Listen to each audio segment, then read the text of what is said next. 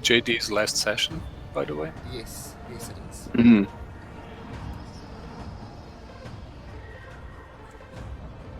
Yeah, it will be his last session, but I'll see if I can get another player before then. Okay, so where we picked up last week, you guys were on your way up to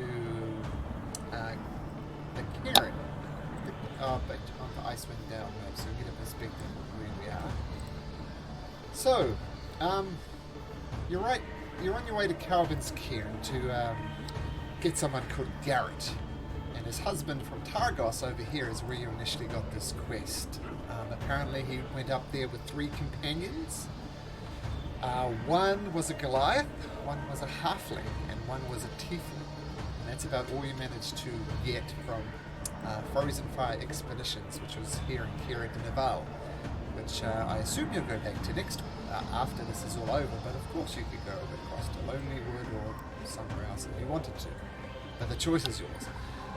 On the way, the weather wasn't too bad. This is of course too bad in relation to the terrible weather that you normally get. So it's merely bad, which is pretty good. The sun continues to be shrouded. Things are perpetual dusk, pretty much.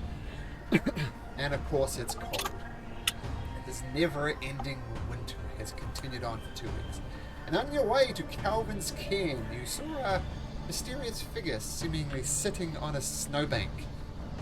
When you got closer, it turned out to be a lot worse than what you thought.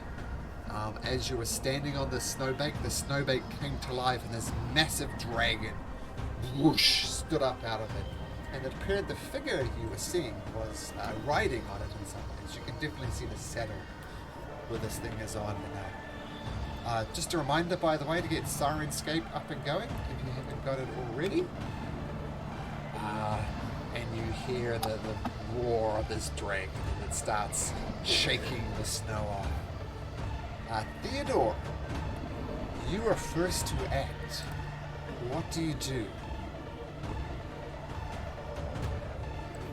Just open my mouth in awe and wonder at the side of the dragon. I will yell, sorry for waking you, mighty dragon, and your master if he was sleeping. We didn't expect to come upon anyone here. Okay. And I think since this is just one turn, that'll be pretty much it. Okay, that could be your action. You can move if you want. I'll just move my arms away from the body, like in a peaceful gesture, like hands up. Okay. I'm no threat, I guess. Okay. Stello. We'll see how the dragon reacts to that when we get to the dragon. Stello is gonna literally fall on his ass and start shaking, and he's gonna, boy, find Stax, go hide, boy. He's gonna try to command boy to run and find Stax. And he's gonna take, try to shakily stand up and just say, and he's gonna not say anything. He's just gonna try to take a dodge action, and take a guard stance, I guess. Okay. Got it. By the way, I forgot to mention it, but Theodore, and everybody's going to do this on the start of the turn, but both Theodore and Stello, can you make me a wisdom saving throw, please? Yeah. Is this against magic? Nope. Okay. Stello, yeah, both of you are overcome by this. This is pretty terrifying. You're frightened of this dragon. Naturally. Yeah, this is kind of... Hey, so with this... Yep. I think you put the icon on Edwin, not Theodore. Oh. Plus, Edwin's not in the initiative order. Can you roll for him? Sure. I guess he's unconscious or something, right? Could be. He hit a rock on fall. Passes out. Yeah. Edwin is Edwin. And the dragon's turn. So Edwin will be next. Why don't I roll for Edwin now anyway? Get the whole party frightened, which is always good. No, he'll be frightened as well.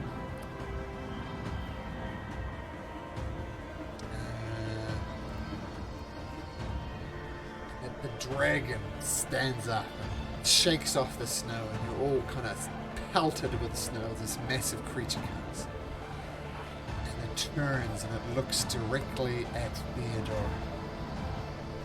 It says, "Why should I spare your pathetic little life? You're merely a small morsel for me. You are nothing to me." You can respond, or anybody can respond if you like.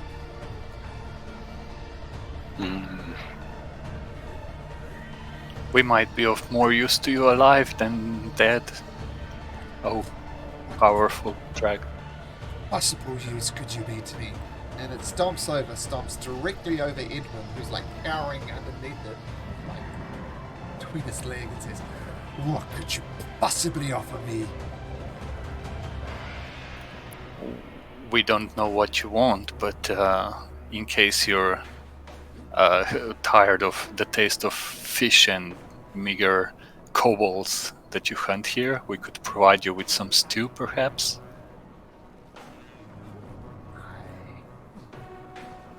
Some... Be a persuasion check, but at disadvantage. If nothing else, you're frightened of this dragon.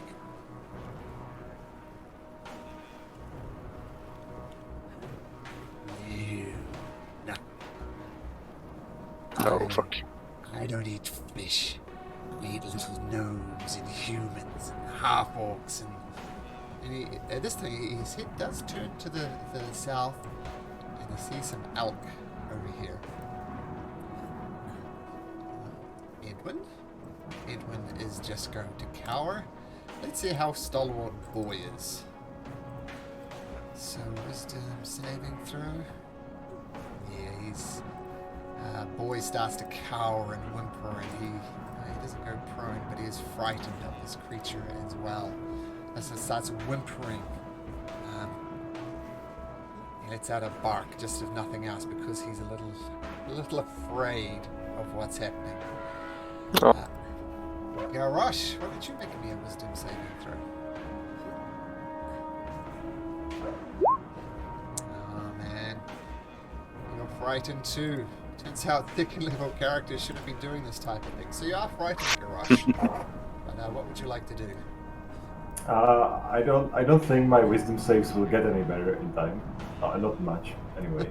But yeah, I just literally shot off into the snow. So I just shake off the fresh snow from myself, and I'm like, oh shit.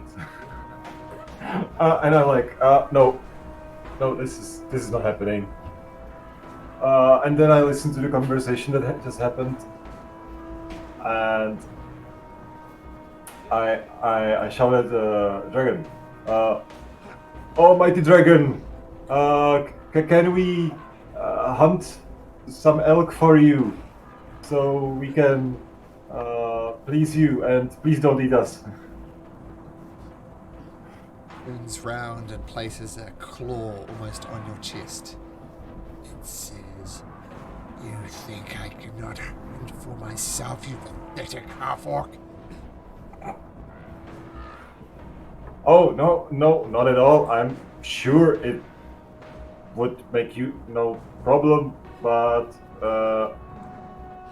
I mean, wouldn't it be easier for you to just chill while we do the work for you, you know, like your servants or something like that? Make a persuasion check at disadvantage. Disadvantage. I might be like minus or something. Persuasion. Ooh. Great. Pathetic half-orc, you foolish human, you creatures, you just... Oh, pathetic. I should just eat you out of spite to put you out of your misery. Stax, you can make me a wisdom saving throw.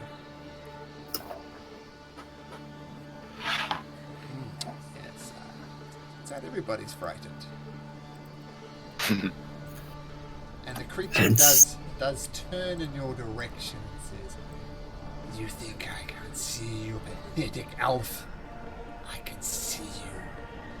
And he looks directly at you, Stax. So apparently, your what was your stealth check? Sorry, it was 21. Oh wow. It does have a pretty good passive perception. Sorry. I see you, elf. You can hide, can take my vision, I think. And what does Stax do?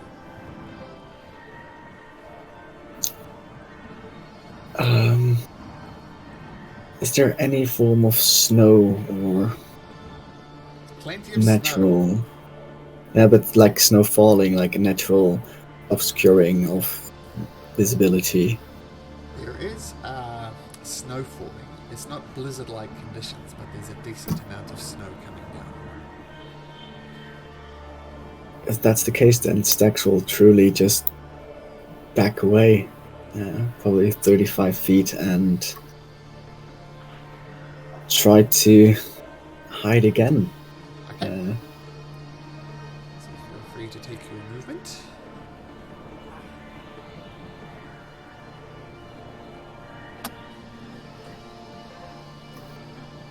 Okay, make your stealth check.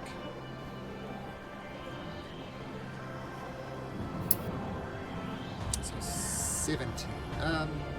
17. Okay, we'll see what happens as a result of that. Theodore.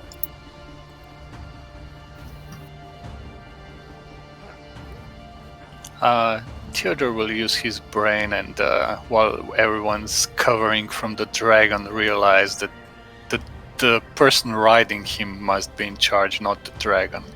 And he'll just move a little bit back and look at the rider and just say, Master Dragon Rider, what can we... What do you want from us? You're obviously in control of this creature. Magnificent as it is, I think we should be talking to you, not him. Your perception check.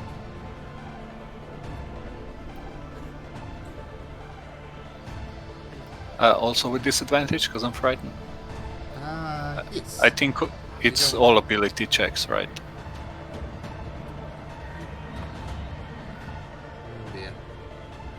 Let me just check the exact conditions for frightened.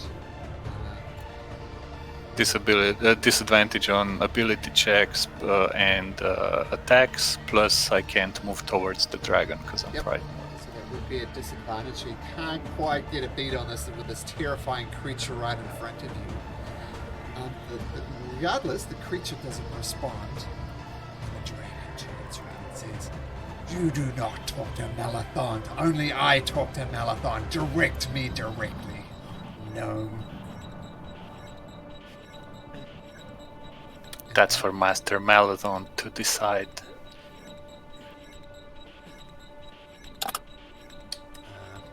Okay. Stello. Yes. Let's see. What is it that you seek? What is your name, Great Dragon? What is your mission? What is your purpose here?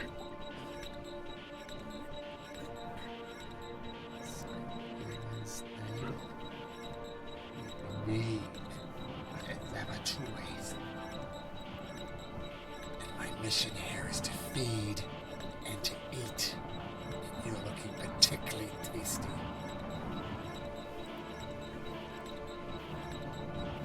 I assure you, we do not taste as well as fresh elk or reindeer. Maybe I'd go for some walrus. That's pretty good. We're look at us. I'm an old man. The little gnome's old.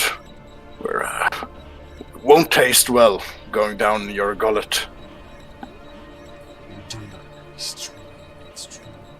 Ryan should go over there and give me one of those elks. Go. Go now. Okay.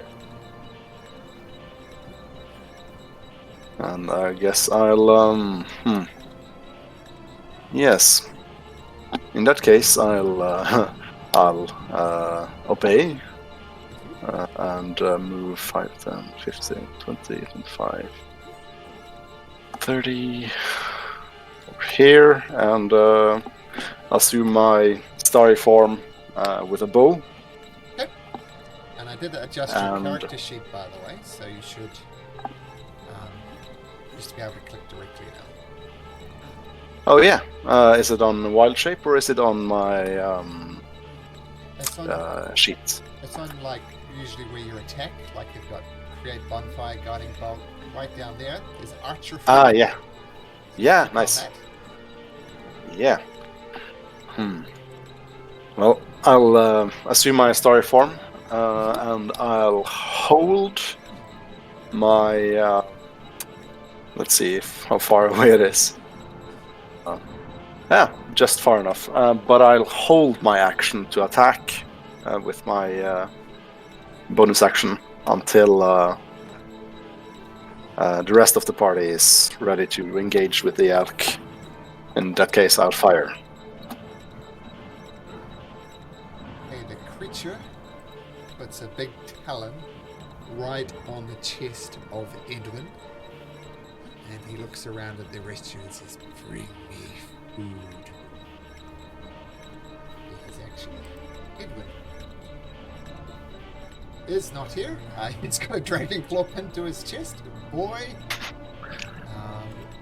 He's going to go 1, 2, 3, 4, 5, 6. Keeping 6. Dashes down over here, keeping a wide berth of the dragon. Oh, by the way, we should have done this. Let's do Theodore. Make me another wisdom saving throw. Disadvantage. Yes, listen. Actually, saving throws aren't at a disadvantage. Yes, it's just ability checks. Ooh. You're no longer afraid. Found your known ravens, and you're no longer afraid of this dragon. And Garrosh, do you want to do the same thing? Okay.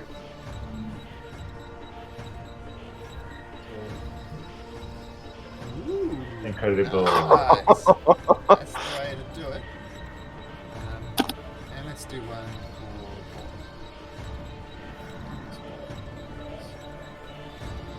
Should I do one retroactively as well, or is it on end of our turns, or? End of your turn.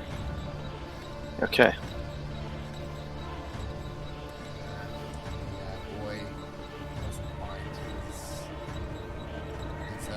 his strength. Oh, so yeah, Stello. Ooh, nice. Yep.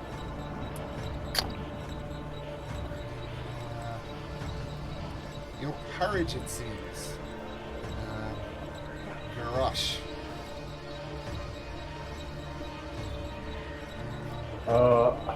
Okay, I finally get up off my butt. Okay, so I you're get no up. longer prone. Yeah. And I just whisper under my breath. Okay, so he didn't really need the persuasion. And I'm moving to go hunt the elk. Okay. So 60 feet range out.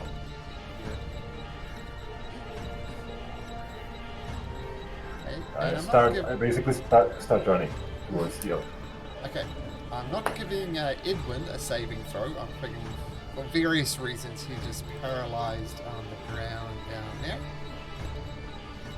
And Stax, can you make me a wisdom saving throw? Okay, so that's an 18. It's a disadvantage, so we're no longer frightened. What do you do? Alright, in that case, Stax would realize that running away from an ancient dragon is probably not even the best choice. Not something you can outrun, so he'll move closer.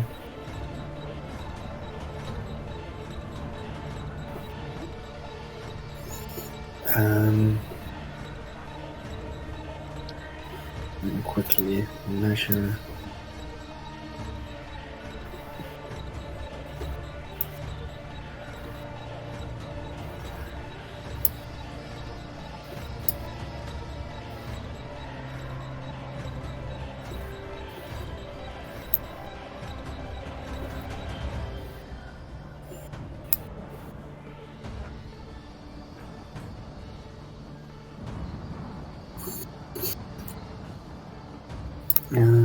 And we'll dash a bit further.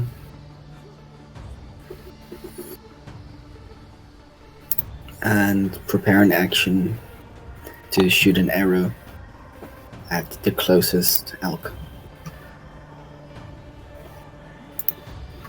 Okay. Now, for various reasons, can I have everybody make another wisdom save, please? We'll see why in a second.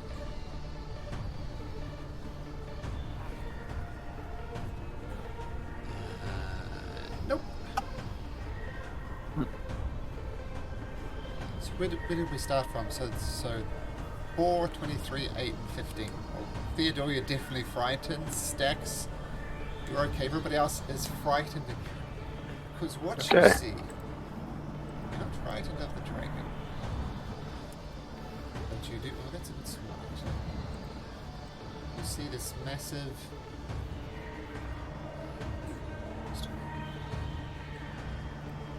Massive creature.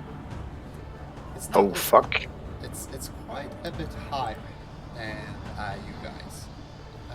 And everybody looks up in the sky, and for some reason the snow momentarily stops. But then the snow comes back in absolute blizzard-like conditions. It's this snow and sleet just come pelting down upon you. And you see this creature almost dragging the storm behind it. And it slowly moves across the sky, maybe 100, 200 feet directly above you. Did Theodore have a turn? I don't think he did. Not yet. Yeah, yep, okay. So, it's your turn now. I will move forward, away from the big newcomer. Oh, wait, I got 25 feet. Like this. And as my action, I will cast Bless on Edwin, Garrosh, and Stallo. Thank you. Okay, so Edwin, Garrosh, Stallo. List.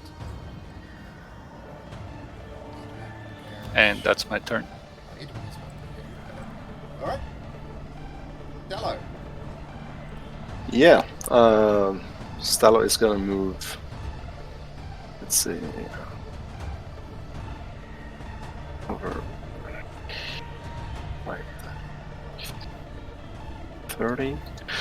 And he's gonna. Do any of the elk look pregnant? I'm gonna say this is a nature check.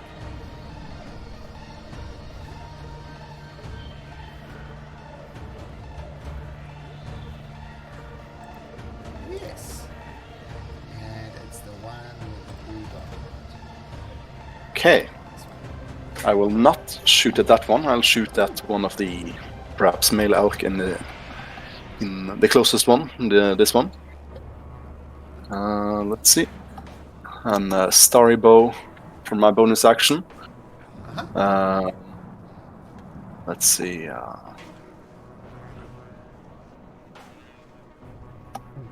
13. Yeah, you've done this type of thing before, Stello. You bring out. So, how does your starry bow look? What does it look like? Well, it's kind of like I'm using my quarterstaff, my pinewood staff, as the bow, and the bowstring is kind of made out of stars, so it kind of forms due to my starry form, and I use that to fire my star-like arrows at it. So one of these starlight arrows, it goes straight and it goes true and pierces right where you would assume the heart would be, and the arrow collapses to the ground dead. And for my action, I'll let's see. The range of my guiding bolt is 120 feet. Yes, so I'll hit this one with a guiding bolt. Okay. Remember, you have 1d4 to attacks as well because of bless. Yeah, I think I've added bless on my save modifier. Should be on I think so, at least. Yeah, attack modifier. Yeah. Guiding bolt should show up. Okay, let me just check. Yeah, you you did do it for your saving throws, but see underneath right where it says starry. I think there's a blessing that I just checked. Regardless, the 22 does hit, and this owl also collapses to the ground. Down it goes. I'm gonna shout like, "Flee, mother!" Something like that. Okay. In Druidic. Okay. Now the dragon needs to do something. And it looks around, looks up at this creature. Actually, let's see if we have a... No, we don't. So you see this massive creature, this even dwarfing the dragon, dragging this storm behind it, and blizzard conditions are now terrible. I'm going to say probably that those attacks should have been at disadvantage because of the blizzard, but that's okay, we'll just let it go. But the dragon sees what's happening and looks up at this thing. And why don't you, Theodore, make me a perception check. No, insight check.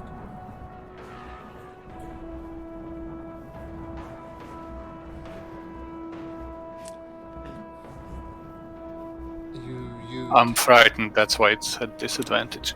17 is still pretty good. You look at the dragon, and the dragon is afraid. And it starts beating its wings. Just whoosh, whoosh. And the wind is very, very powerful as it attempts to take off. I'm going to say Theodore and Garrosh, make me dexterity saving throws.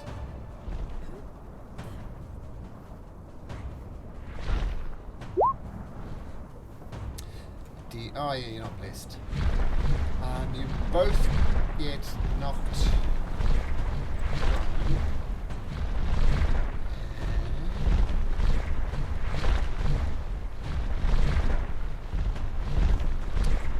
You both get knocked prone and thrown around as this thing just takes off. And you take...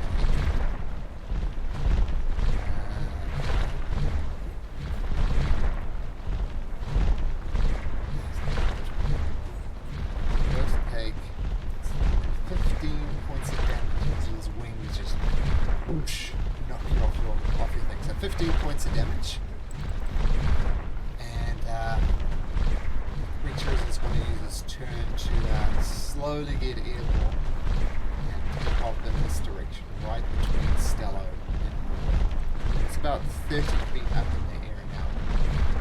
Edwin, I'll give Edwin a saving throw now because Dragon is off him. So his wisdom saving throw. Oh! He's finding his courage. I'm going to say he stands up. He's not afraid.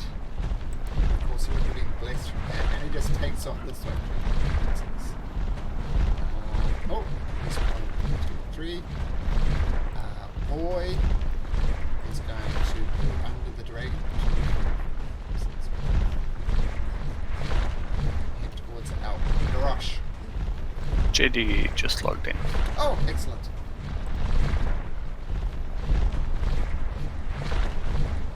Okay, I'm still afraid. I'm gonna hide beyond the stone over here. Don't forget you're afraid of this thing, not the dragon. Yes, exactly. Sorry, what were you doing? Hiding. Hiding. So- Make me a stealth check. Oh yeah, it's not 5 or something. So let's say you Five. try to get in Yeah. underneath this rock somehow. You're hiding down It's a there. disadvantage, I believe, though. Yes, that is true. You're at a disadvantage. Right. So I'll just throw once again. Yeah. Ah, Okay. right. Sorry. 6 foot odd half orc hiding behind the 2 foot odd rock. Yeah, anyway, you can imagine I just I just ran over there and fell on the ground, but you can see like I'm visible from pretty much everywhere. Pretty Like the much. butt's just sticking out on the. Hid in the sand, Yeah. exactly. Yeah. Okay, stacks. Would I recognize this new creature that appeared or know what it is? Actually, everybody can make either a history or nature check. You can choose. History or nature check. And if you're frightened, at disadvantage. Stello, yeah. no idea. Garrosh, no idea. Stacks. Just stacks. I shall whisper to stacks.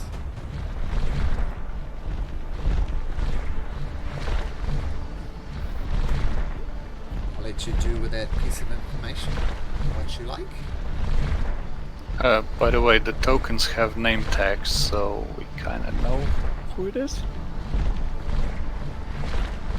The dragon and the owl have name tags. Sure about that? I should change the default for that. Okay. I will step forward in front of the tree and shout to her. What is it you want here? What is your blasted form doing out here? Why? Why are you here? Okay. That's my turn.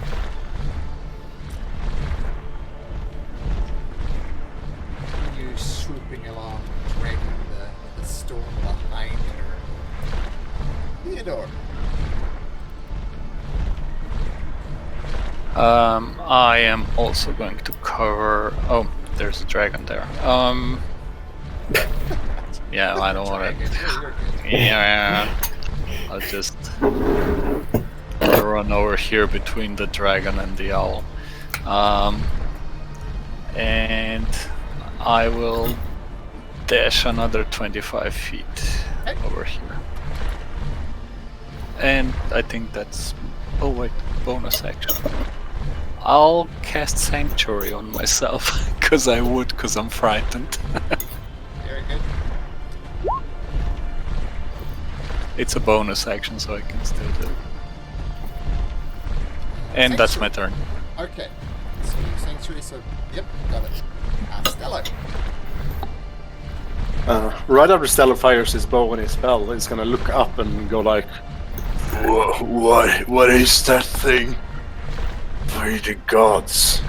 And he's gonna run 30 feet over 5, 10, 15, 20, 30. Action dash. 5, 10, 15, 30. Bonus action cast Healing Word on, let's see, Theodore. Healing Word. Okay, 7 points back. Thank you. No worries. Hide in the elk carcasses. You go, Luke.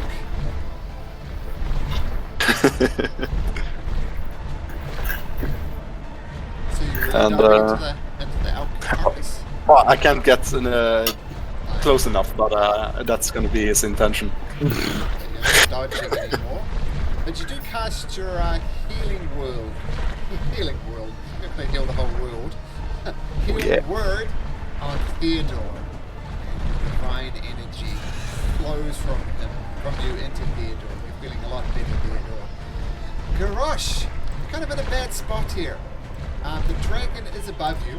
It's still 30 feet above you, but it's still flapping its wings really, really hard. So you can make me another dexterity saving throw, but this time you can do it at advantage because it's a little far away. And don't forget about your bliss as well. 17. Just check.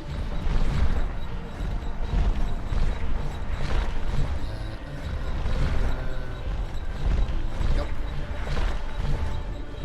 So you're gonna take. I'm just gonna sleep, guys. Good night. Yeah, 16 points of damage.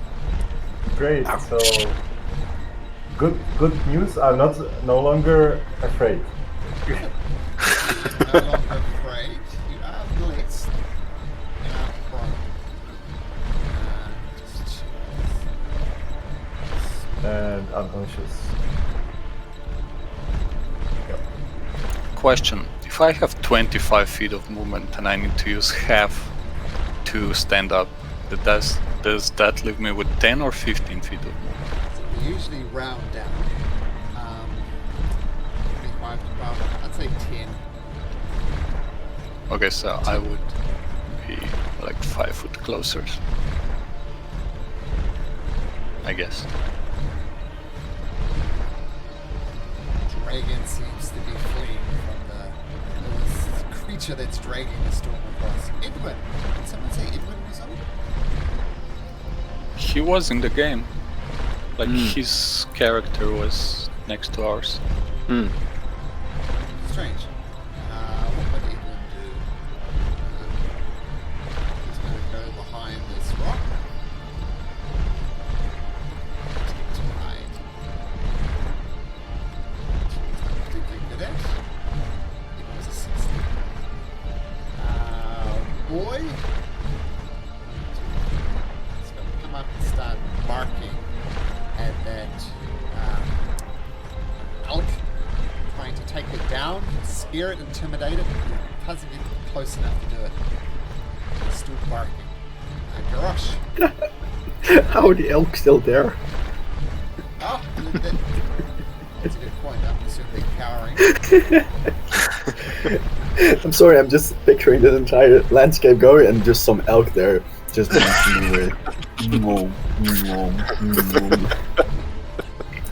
Maybe they've seen this dragon before. Okay, Garrosh, you are clinging on to life though, which is a good thing. Stacks.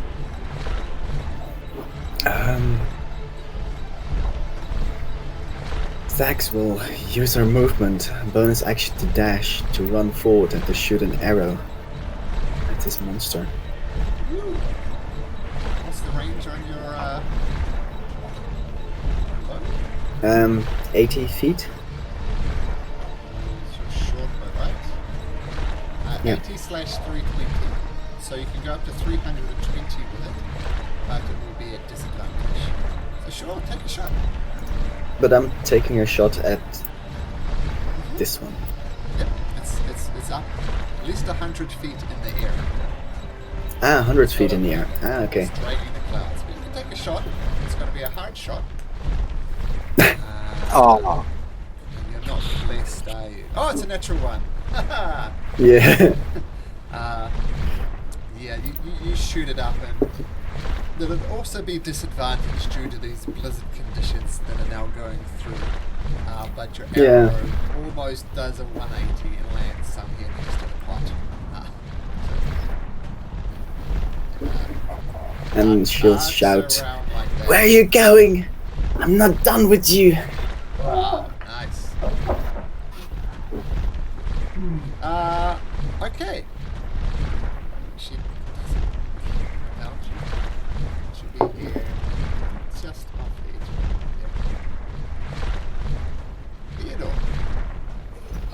Are we making will saves again for fear or not? We're still feared? I'm going to say, now that she's far enough away, and no one is now afraid of this creature. So to answer your question, you are no longer afraid. Okay, I'll run over to Garrosh and cast Cure Wounds on him.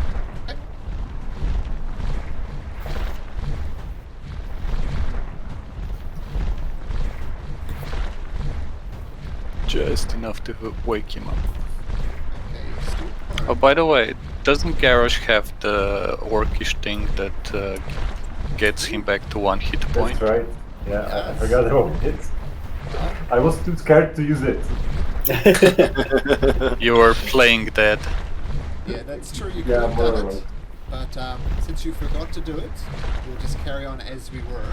But just keep in the mind you got your half-orc endurance or whatever it is. Yeah, I was really scared. So There we go. That works.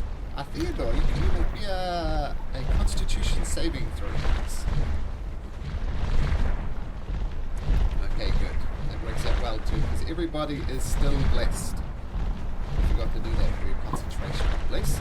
Oh, right. But you do dash over there. So it's hard to describe Theodore's healing. Maybe little pliers and some duct tape and a little bit of fishing wire. A little battery to shock him. Comes back to life. Only works in direct contact with nipples. oh, Stello. Right, he's gonna see the creature take off, and the dragon take off in each different directions. And I guess he's just gonna look around, see Theodore tending to Garrosh, and make a ha like motion to the elk to make them flee. Okay, make an animal handling check. At Let's see. advantage. Advantage, okay. Okay. Say this one. Nice. It looks around and takes off and does the quick one, dashes off behind her, finally coming to its senses. Usually elks would be better at fleeing, but they do take off. Is that your turn, Stella? You can still move if you want, but that would be your action. Yeah, I guess I would just go up to the boy and try to just see if he's trying to follow the elk and just say, "Stay, boy, stay. Okay. You did good." Okay, with this,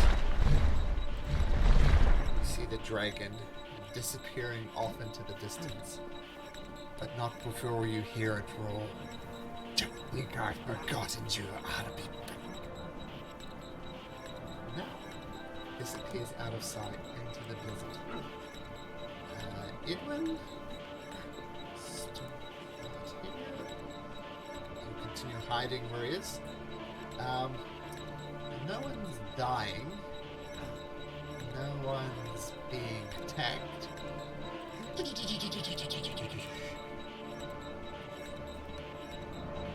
back. We're there. We're out of initiative order. Ooh. What was that? I mean, the dragon was bad enough, but what was the other thing?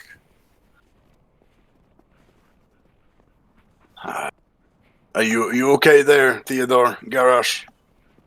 Well, I will be eventually. But got some scraps and bruises, but I'll be fine. Garrus is a bit worse off, I think. for a moment there, I thought we are done. I've seen things, but not this. Like first the dragon, and then this crazy creature. What was that?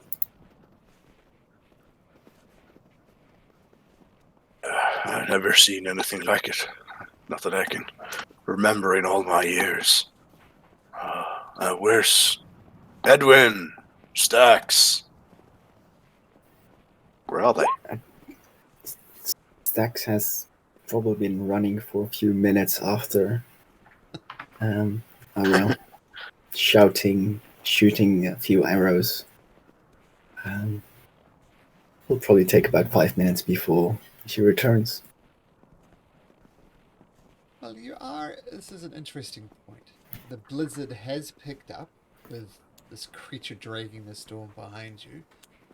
I assume everybody, except for Stax, managed to find yourself. But Stax, which way did they go again? Which way were they? Were they north? Were they south? Confusing, particularly as these blizzard conditions just pound down. So you make me a survival check.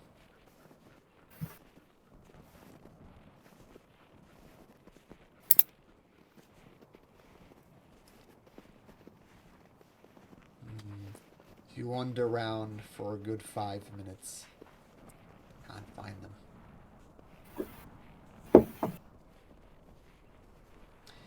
So while Stax is wandering around, let's say you guys hang out for a few minutes, getting your bearings, keeping an eye out for a Stax. You don't see Stax.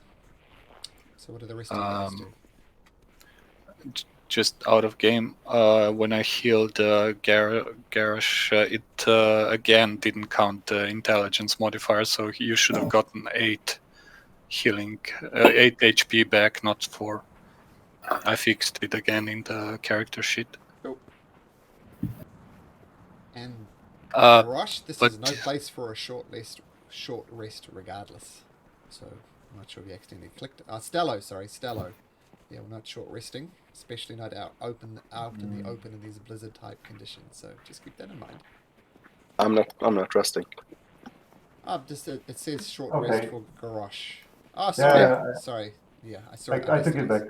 Yeah. Sorry, I saw it under Stello's character sheet, so I assumed it was Stello. Sorry, my mistake. Yeah, so you guys hang around and no sign of Stax. In fact, visibility is getting very, very poor. I'm gonna shout every few half a minute, I guess. Just Stax. Try to see if she can pinpoint our location from that. Okay. I'll ask Garrosh to get the cauldron and meet us at the elk bodies, All right. just so we don't lose the cauldron, and I guess we can meet there. Sorry, I already moved the cauldron. No problem. Can I, with my tinker's tools and our supplies, pestle up like what's it called? Halflings like to use it as a weapon. They shoot stones with from branches. Sling? A catapult? Sling. Damn it, I forgot what it was called. And I would use one of my copper pieces or one of the stones that I find on the ground if they're not too buried in snow. Put a light on it with my magical tinkering and shoot it off into the air as a signal flare, just in case it helps Stax find the way back. Okay, well, let's see. Stax, make me another survival check, but you can make it at advantage. With both the shooting star almost, which is helping a little bit, but it's more the shouting. Stax, you eventually make your way back to the party. Cold, and wet. Not so much hungry. But what do you guys do? You're out in the open, you're in a blizzard. Stax thankfully makes his way back to you. What do you do? Stello is gonna cut up the stomach of at least one of the deer and remove the innards. Can I put the innards in the cauldron? Does that automatically turn it into food? In a soup. It will add to the stew that's already cooking. Like the hag added human parts to the stew. Oh yeah, We can add sure. elk. You don't need Yeah, see, you yeah. just need Uh, water. Water. We have kickstarts plenty the of cauldron. snow. Yeah, that's true. That's true. And Stax will start cutting up the other elk and just Okay. fully butchering it in the way she was taught in the tribe, Okay. using every part as part of it. Okay, let's have the two people butchering the elk make nature checks, but add advantage. Okay. Kind of done this thing before. Stello, clean cuts. Whoosh, whoosh, whoosh. Stello, you take a little bit longer than Stello, but you both do an excellent job of butchering the elks. And you put some of the elk stuff in the cauldron. I guess the consumable parts, I think kidneys and stuff, are. I'm not sure what's eatable of the elk, but I guess if it's stuff that you don't eat, I would know and not put it in. Just Sure. maybe toss it to Boy. So, boy gobbled it up a lot and let out a few happy barks. And he's gonna say, "No, this is gonna be a bit uncomfortable and disgusting, but if you guys are gonna get out of the cold, you better get into these stomachs."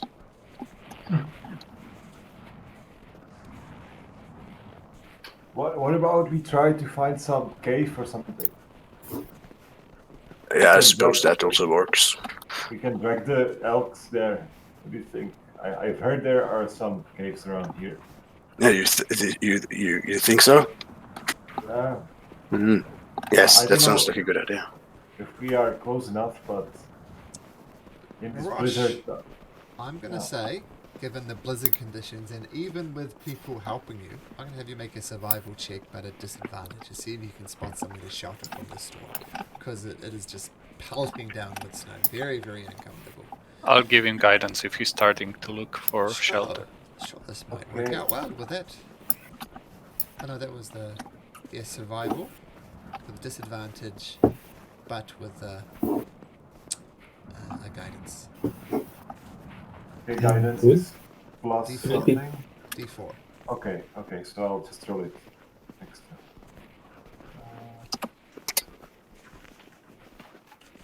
It's a 10. Okay, plus a D4. 11. Yeah, you don't see anything, unfortunately. Is it possible to set up a tent in this weather, or would we realize it's just not possible? Usually, with setting up tents like this, you'd do it as you saw the blizzard approaching. As this blizzard approaching pretty quickly, you could try. It's going to be a difficult thing, but Stax, same thing. Make a survival check, but at disadvantage as these winds go around you. And is Theodore giving him a tap on the back? Would we be able Yeah, to do it just with 4 people just trying to set up one tent? Just like holding down each pole and If you're all working on one by together, one. sure, straight survival, plus the D4 is Theodore is pointing out exactly where you should go. Not so much holding down the tent, but using his scientific brain to guide it. Oh, there we go. Ooh. Roll a D4 on it, because why not? 28 for survival. Well done. Nice. Well done. So with Garrosh and Stello holding down, Boy doing his best as well, Edwin holding on to a flat tent of the flap and basically being blown round in the wind, but Theodore saying, just there, hold it down there. Use a counteract there, and you do get a tent up, and you hunker down. So you're all safely in the tent. The elks are just outside the pot. You could bring it if you like, but it's getting some warm stew, so you can help yourself to some warm stew as well. Nice. Get off the cold. With the storm, you hunker down. If you wish to do anything inside the tent, let me know. But The storm's going to last about 5 hours. Oh, okay. Well, that creature. Do any of you know what it is? What it was? What it was terrifying. How could you not know what it is? Well, It is the creature that cursed this land. That is a real. The Frostmaiden. She is the now I blizzard. see. She carries the blizzard. Yes, now I see why you try to go after her. Ending the winter here, if you kill her, perhaps. She is my mark. She will not get away. I would love to find out why she's doing this. Oh, well, thanks. There must be a reason why she's just started this 2-3 years ago, like we were told.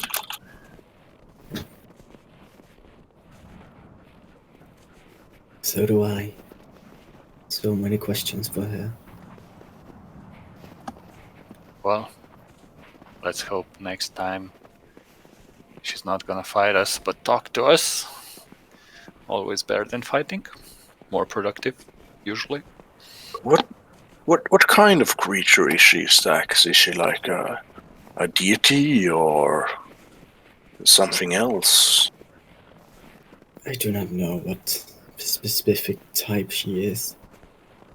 All I know, she is a curse to this land, that she is the downfall, that she is death to so many with what she's done.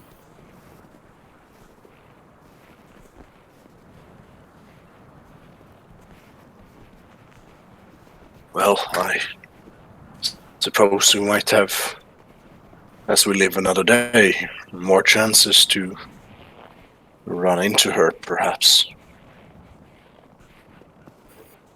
But I'm not sure if we are strong enough, Stax. I mean, she seems to be like some sort of terrifying being. I'm not. I do not know. But everything that is can be destroyed, that I am certain of. There's always something to hunt you down. There's always something to hunt. It's just a matter to become what you need to be. True words. Well, you've got guts, at least, Stax. I've never seen so much courage standing against something so terrifying. You are an amazing woman. Well, at this point, I'm not sure if it was courage or just damn foolishness and idiocy, but well, thank you for your kind words.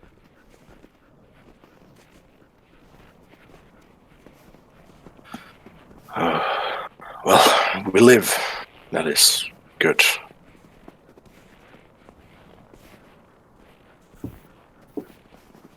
What should we do next? In this terrible blizzard, we can't really go much anywhere. No. We have to wait around for the dragon to return.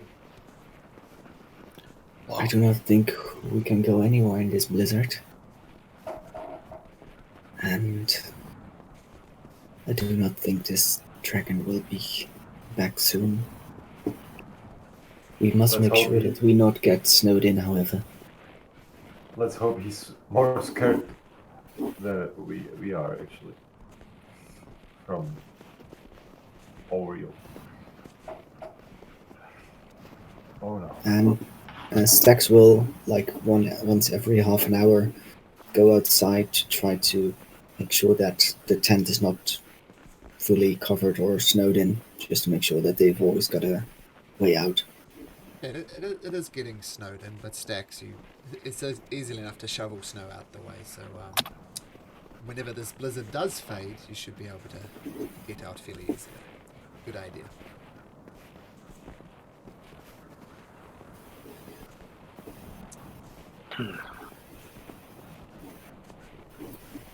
Well, I suppose we just have to wait. It's dangerous to get lost in the blizzard. I, I, I was lost once when I was young.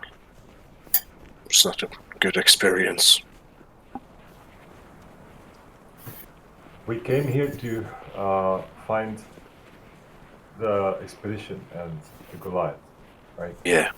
So, where do you think they are?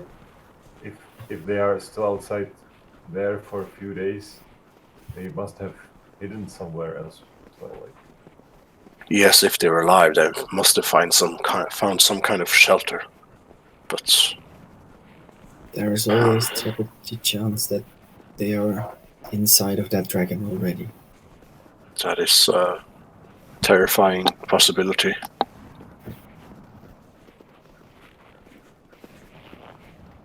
Okay. Well, So we shouldn't be here when he returns, but if he does, I guess we could offer up these elk bodies and ask him if he's seen any of them, perhaps. But I don't think we should be here when he returns.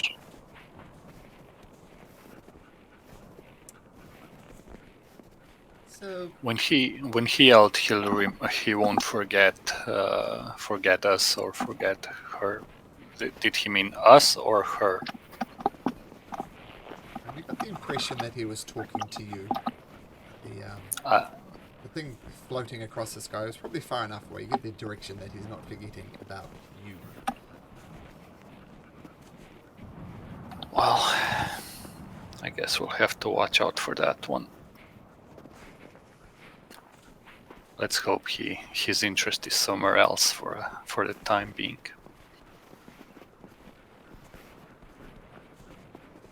Yes, and with the blizzard, hopefully he won't be able to make his way back here. But you never know. Dragons are pretty good at finding their way back home, I guess, or something. Also, it was a white dragon. They love the cold. That is I true. don't think he's as bothered by the blizzard as we are. That is true. Well, shall we wait till the blizzard dies down, or are we braving this? We don't have to wait for it to stop, just to die down, I think. Just so it's a little safer. You do hunker down, and as I said, it takes about 5 hours for it to fade. But it does fade, or fade enough that it's not strictly a blizzard, it's just merely heavy snow. So you could leave the tent. But one thing I just want to say is, Stax, you literally were chasing a reel, shooting your bow at her. I thought that was incredibly cool. You can have a point of DM inspiration for that. Yep, there you go. So any D20 roll after you've rolled it, you can re-roll it if you like. Yep. Okay, so you get out of the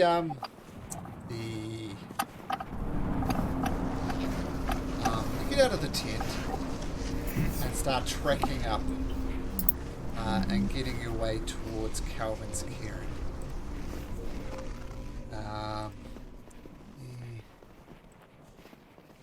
I mean, it's not hard to find. It's this massive thing, right? And let me just get to my notes here.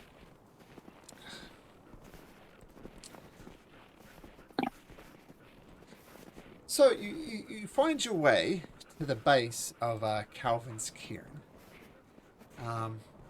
and as you're approaching, and you trudge out here, you get to kind of more or less the base of the mountain.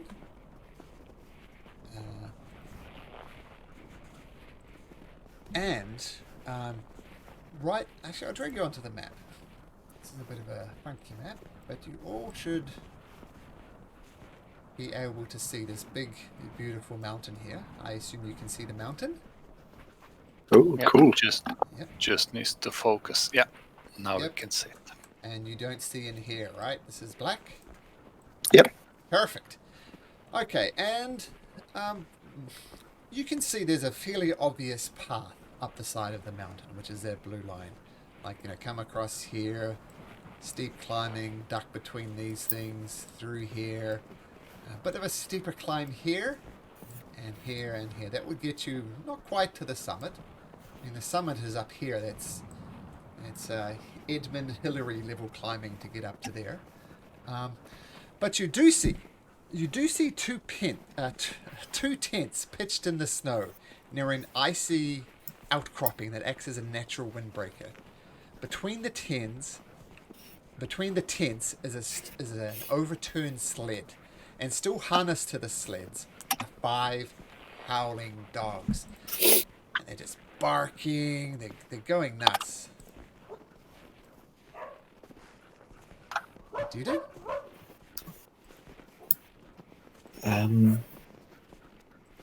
I'll take Boy by the leash and approach the other dogs with him. Boy doesn't have a leash. Or then just by the collar. Sure, what's that collar? Yep, and you lead them over. And the dogs keep on barking. They're going nuts. And they look cold, tired, miserable. Like they're still attached to this harness. Yeah. Would I be able to tell by the reaction of Boy if he is friendly towards these dogs or curious or... Oh, he's definitely friendly. He's pulling it. He wants to go over and greet them. In that case, I'll just let Boy go and go to the other dogs. So boy rushes over to these dogs and he starts, rubbing up against them and being friendly. And if you remember, when you first met Boy, he had a tattered harness attached to him, which I think you removed. And it Yes. seems pretty obvious that dog sleds usually have 6 dog sleds, and this one has a very obvious missing part. So it doesn't take a Theodore level of genius to realize that Boy broke away.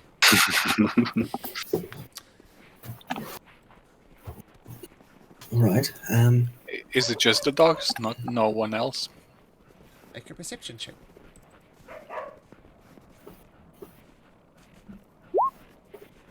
You look around. While it's not a blizzard condition, you try and even spot some tracks. Apart from these dogs, and no other creatures are around. Do the dogs look hungry? Oh, yes, they do. Are you guys Garish. Are you guys all approaching the dogs? To a distance. Okay. The dogs do look hungry.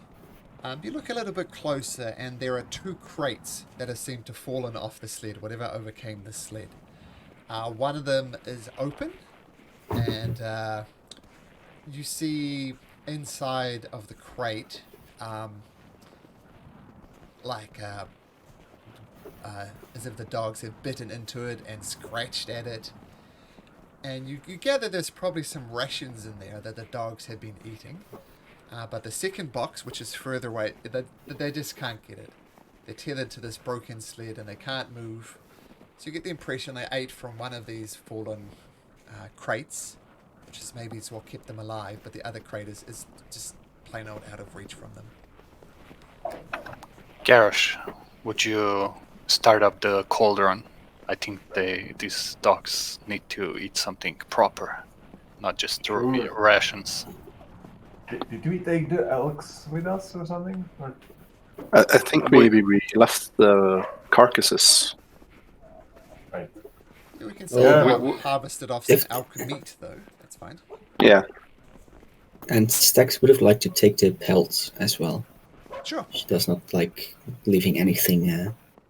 Right. So I take unused. off the cauldron, place it near dogs, and throw in some snow, throw in some elk meat, and it should start up. Yeah, it starts up pretty quickly, and there's some nice warm stew flavored with some elk meat. And you put it in reach of the dogs. Yeah, I guess we'll just take some. I'll just take some cup and like feed the dogs. Feed the dogs with it. Okay, they greedily lap it up. Yeah. Yeah, they not on the point of being dangerously thin, but they're definitely thin than the normal sled dogs you've seen around. Hey, JD. Hey, Hi, you welcome. doing? Yeah, man. I am very sorry, but I hope you didn't wait for too long. Did you? no worries. You know, as you saw in the chat, I got there's confusion around daylight savings, but I apologise for It's that. crazy. But it should be No, back to normal all, next week. all on my end. Apologies. No worries. It's whoever came up with the stupid idea of daylight savings in the first place. Should be Well, Well, it abolished. helps. It appears to be saving energy around the globe. Yeah, I'm sorry for the inconveniences I might have caused. You just want to give me a really quick update. Am I alive? Am I here? Who controls my character? What's happened? Are we alive? Is the main Yes. question. We are Okay, alive what happened? because there's always a bigger fish in the sea. That's basically what happened. And What's the bigger fish? Bigger than an ancient white dragon? well, what do you think in this universe? I don't know. Garrosh? Really? He's not a fish though. So O'Real showed up and scared the living shit out of the dragon. And wait, then just- Ori? What? Oriel Yeah. showed up? What goddess? Okay, that's crazy. Yeah, bigger fish, like I said. Is there a handout concerning her appearance at all? Tell you Have I what missed I'll do. any? There isn't player a handout, handouts? but I'll drag her on so you can see what she looked like just to this map. And by the way, just on this map, don't worry about your tokens. This is it's just to give you vision. So don't worry about that. Yeah, that's what she looked like, but she was like about that big in comparison to you. Basically, Is whenever that an we start the old man with game, horns? So pretty much what's on the cover of the Pretty much, yep. adventure. Gotcha. All right. Yeah. Thanks a lot. And she kicked the living fuck out of that ancient dragon. Just well, scared she him didn't really and flew away. didn't bother really Wait, anyone. sorry. Just How big was she? About how big I showed you on the screen. Like in Oh damn comparison it! to you, So that's she was about that big. Maybe even bigger. bigger than the ancient dragon. that's friggin' gargantuan, isn't it? All right. Maybe even bigger than gargantuan. Oh, fuck. Holy fuck. Holy guacamole, interesting. Very nice, very nice. So, has anyone controlled my character until now and or spent any spell slots or something I should know of? No, you were just scared, lying on the floor, the dragon sitting on top of you, you running away, and trying to hide, and Very normal Edwin things. Gotcha. yeah. Okay, thanks a lot. In that case, let's continue. I'm sorry. That sounded like you were the only one scared. We all were. Yeah. Yeah, everybody First found thing their- Stax their- did was like turn around, run. Oh, yeah, and Stax chased after Uriel and shot at her. I'm not finished with you. I missed, but did take Usually a I'd shot. say Stax has a lot of balls, but since she's a girl. Can still say it. Even got Figuratively. inspiration for literally trying to shoot a godlike being down from the sky with nothing else. I mean, what's the thing? There's a subtle line between bravery and foolishness. Stax was running that line. I actually Stax. once in a one shot, kind of one shot plot hook whatever adventure, I survived a turn of the damn it, what's her name? The archdevil descended to Avernus, the dark angel. What's she called? Sariel? Yeah, exactly. I survived the turn of hers, which was pretty Oh, boy. neat. That's Wow. impressive. I ran that kind of campaign scared her recently, with my channel divinity. Hehe. and she literally did 100 points of damage to one character in one turn. So surviving from her is pretty good. But where you are now, Edwin, is you've come across the Calvin's Cairn, which is what you see on the map, and there's a bunch of dogs there.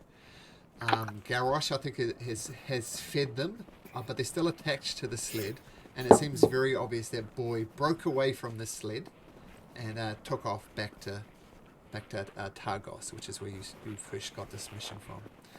So the dogs are well fed. They're still tethered to the sled. What do you guys do? Guys, I think it's time to let the dogs roam a little bit, but not set them free completely.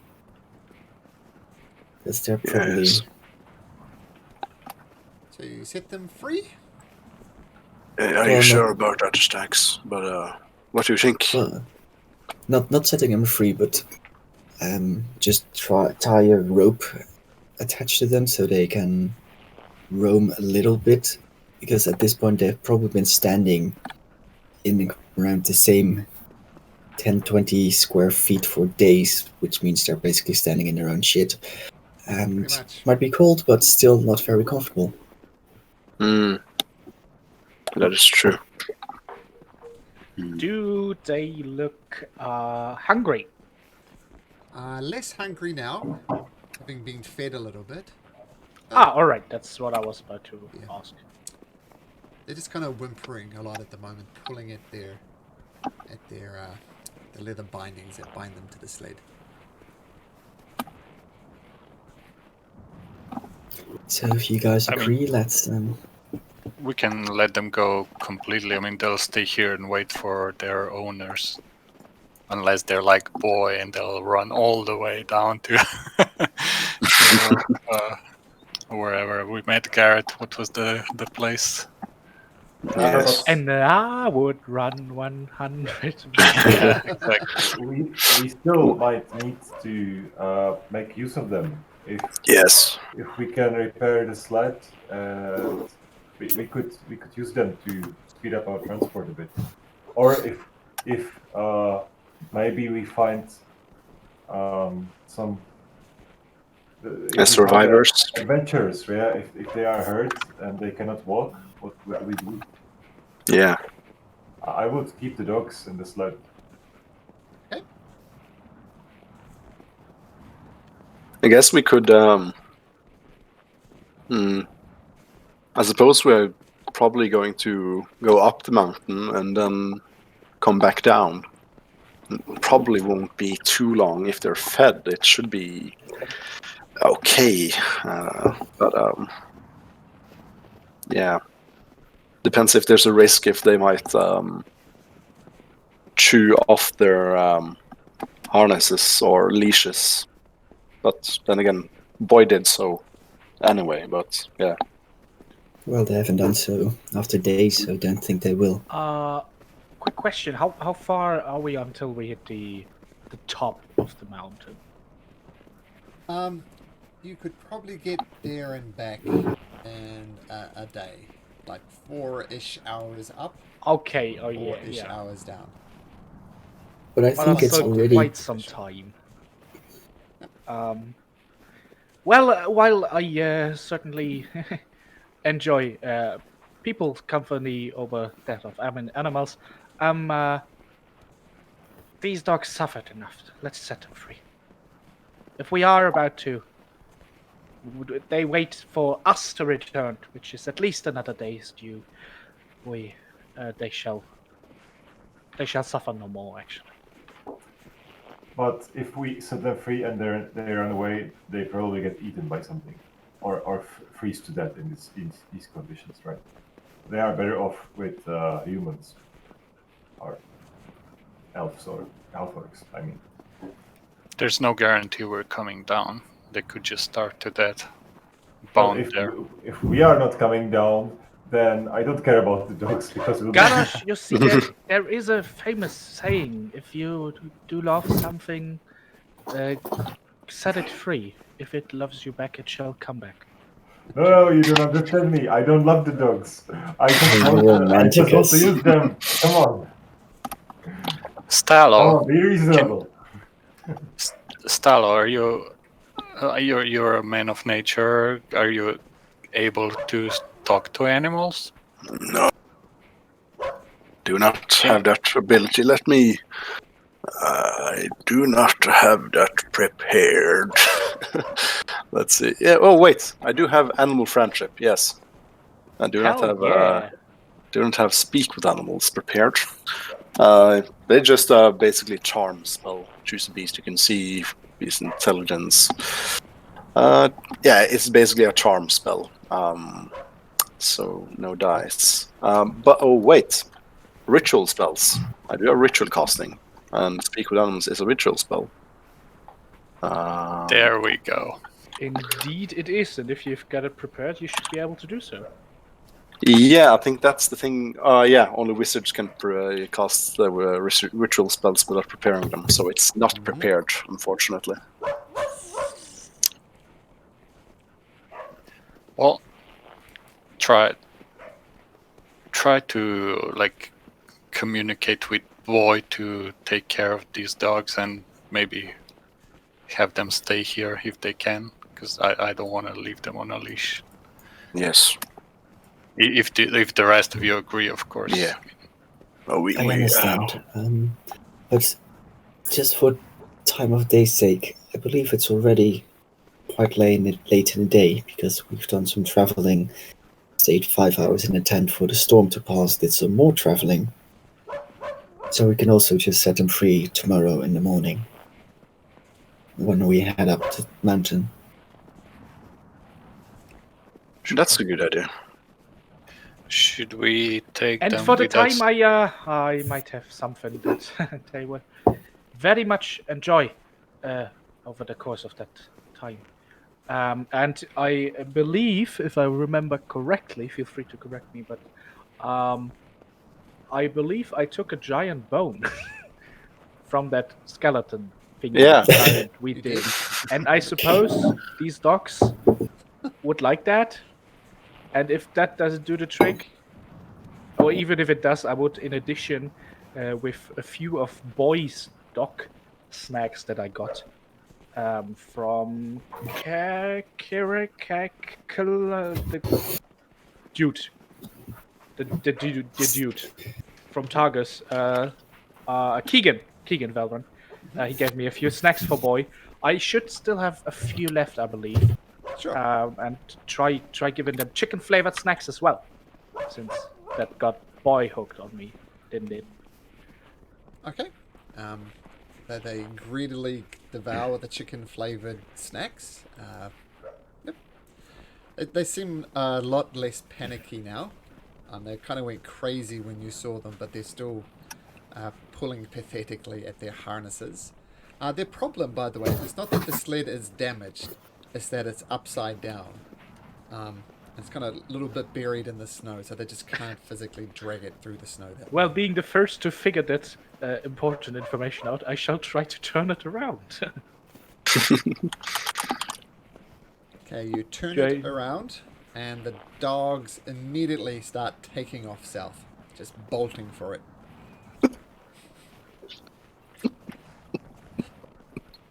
Shit. I'm not proficient. No, he wouldn't try.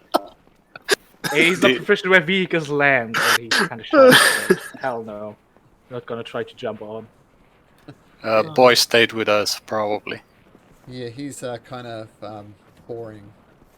Yeah, not that these Can I- tokens make can I sense, try but he's to- kind of trying to go up here saying, "Come this way, guys." But yeah, but the Can I dogs, try to- everybody can try something if you like, but the dogs have taken off with the sled. I'm gonna shout.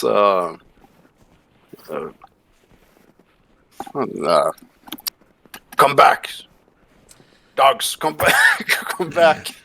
Make an Really, that's it. animal handling, but at disadvantage. Oh fuck! Yeah, they don't care. Yeah. They're gone. Okay, And so Boy is looking after them, is he? And is no, kind boy of sad. has stayed with you, and he's Yeah. he's trying to encourage you to go up the mountain. All right, I want to comfort him with, well, this giant middle finger bone is for you only then, boy. And I shall give him something to chew. He starts chewing on it. Kind of carries it in his mouth and munches on it and goes, much like a dog plays with a stick. Just carrying it around, Sweet. not realizing it's now twice as wide as it normally is, and will be unable to go through doors, but happy enough to take the undead frost giant bone. Big bone. Very well then. I wouldn't say a problem solved, but a problem gone. While I'm freezing, shall we take the last few steps, you guys? Yes. How late in the day is it? Stacks, you said we've been spent some time traveling, so. It's actually quite early on in the morning. Like Okay. about 4 o'clock in the morning. Okay. Oh, did we get our long rest then? I'll say you got a long rest in the tent. So you Okay. got a long rest Nice. and you set off as soon as the blizzard passed, because you said you just wanted to get the hell away from there because of the dragon. So it's an early morning start, so you get there, just as the sun, quote unquote, would be cresting Calvin's cairn. Obviously you can't see the sun because of your buddy O'Reilly, but the equivalent of dawn. I assume you guys start heading up the mountains. Is there any preparations you wish to make? Cast mage armor as always. Sure. Apart from that, nothing worth mentioning. And what is the marching order? Who's leading this merry band of adventurers? Who's going first? Edwin is not. I can do it. Yeah, or Stacks. I would suggest I go last, and every time we need to climb something, I'll give you guidance. So And well- if you let Garrosh then pull me up or something with a rope, that would be appreciated. Right. And well, if Garrus leads, then Stacks will just try to keep an eye out for anything alive, basically. Danger or So we've friend. got Garrosh, then Stax. I assume Edwin's kind of in the middle there. So Stello third. Yeah.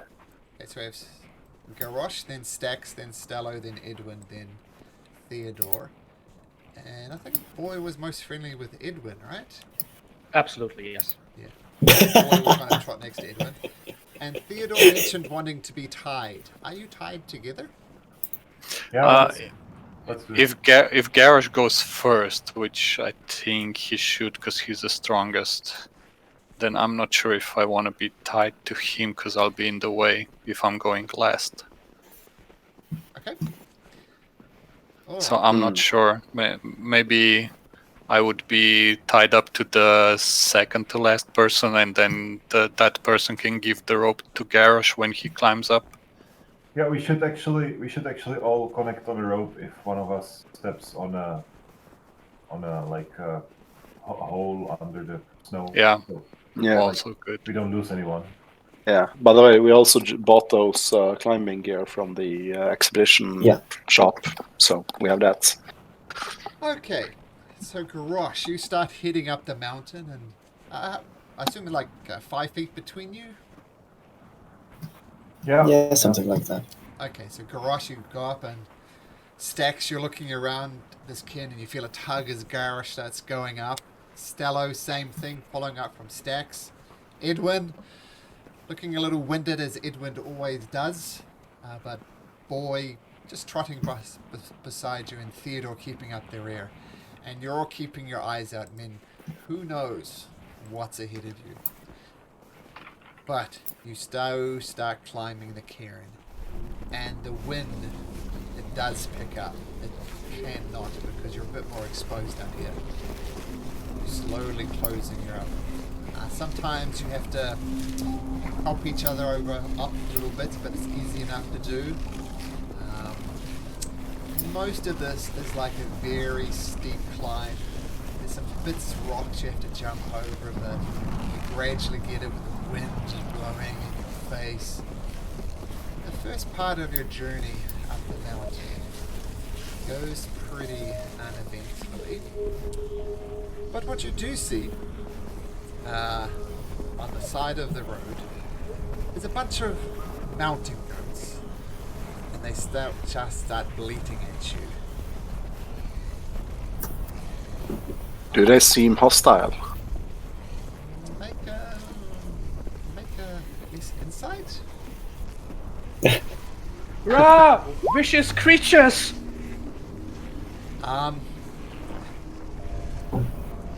They're bleating at you. You're not sure what that means. Where that rolls stellar, but they're not moving towards you and attacking you. They're gonna devour us whole! It's okay, Edwin. I'm not sure. Do I see where the those goats... things? Do I see what the goats are? Are they looking at us or something else? They're looking at you now in their weird square-wise way. But there's 4 of them, and they're perched around a large rock formation. You could walk around the rock formation, would be easy enough to do. Oh, no, sorry. No, there's a big rock in the middle of it, kind of blocking your path, and the goats are on top of that rock. And there's 4 of them. And they're all just standing on it in a way only mountain goats can. They're just bleating at you. I shout back, guys, I can take off the rope and try to run into them and intimidate them. What do you think? You could just let them be. Yeah, I got Distance in our path. Yeah, they're in your path. I will. Can I go up to them or get closer and cast Animal Friendship? Yeah, sure. So, I'll let you convince the beast that you mean it no harm. Choose a beast, so it'll just be one of them. But it'll I picked the The strongest alpha one. Okay. Alpha goat, yeah. Okay, so does it get a save? Yeah, it must make a Wisdom wisdom saving throw. DC 13. Let's see how wise these goats are. They great roll. Let's just do a d20. It seems to have worked. So the one slightly larger mountain goat is kind of stops bleating and jumps off the rock and starts heading down the mountain, just doing goat-like things. The rest of them, actually,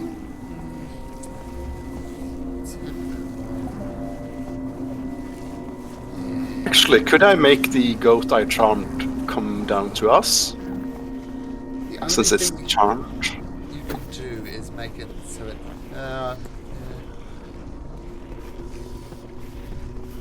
Yeah, it just knows that it means you no harm. You don't get any actual Okay. control over it. Okay.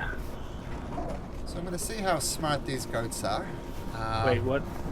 They are charmed, are they not? Or- Just the one. Yeah, it says the spells let you convince a beast that you mean it no harm. That's it. I kind of zoned out. So it failed to save. What? Yeah. One goat is now sees Stello as not being an enemy. It's a friend. He's a friend to Stello, but just one of them. And that one goat wanders down the hill, just casually walking its way past you.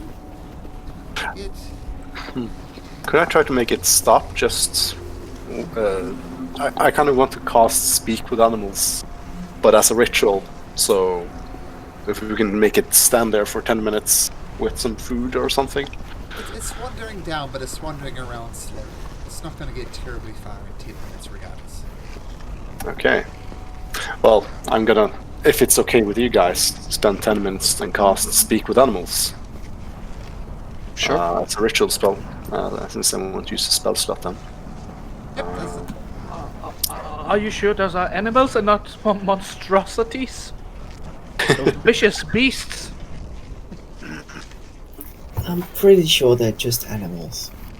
And I'm not even sure why we're spending so much time on them. It's okay, let's see. I mean, we could get some useful information. So, Not true. I'm gonna... Oh, that looks cute. Fluffy. Oh, yes. So, I'm gonna finish casting my spell. I'm gonna Okay. try to go over to the goat I've charmed and look down at it and say, "You great fluffy thing. Could you aid us in traversing this great mountain that you've also must have great knowledge of? You must know. Have you seen have you seen someone pass up this way? Have you seen any dangers on this mountain that we must look out for?" I saw someone in the snow up ahead a little bit.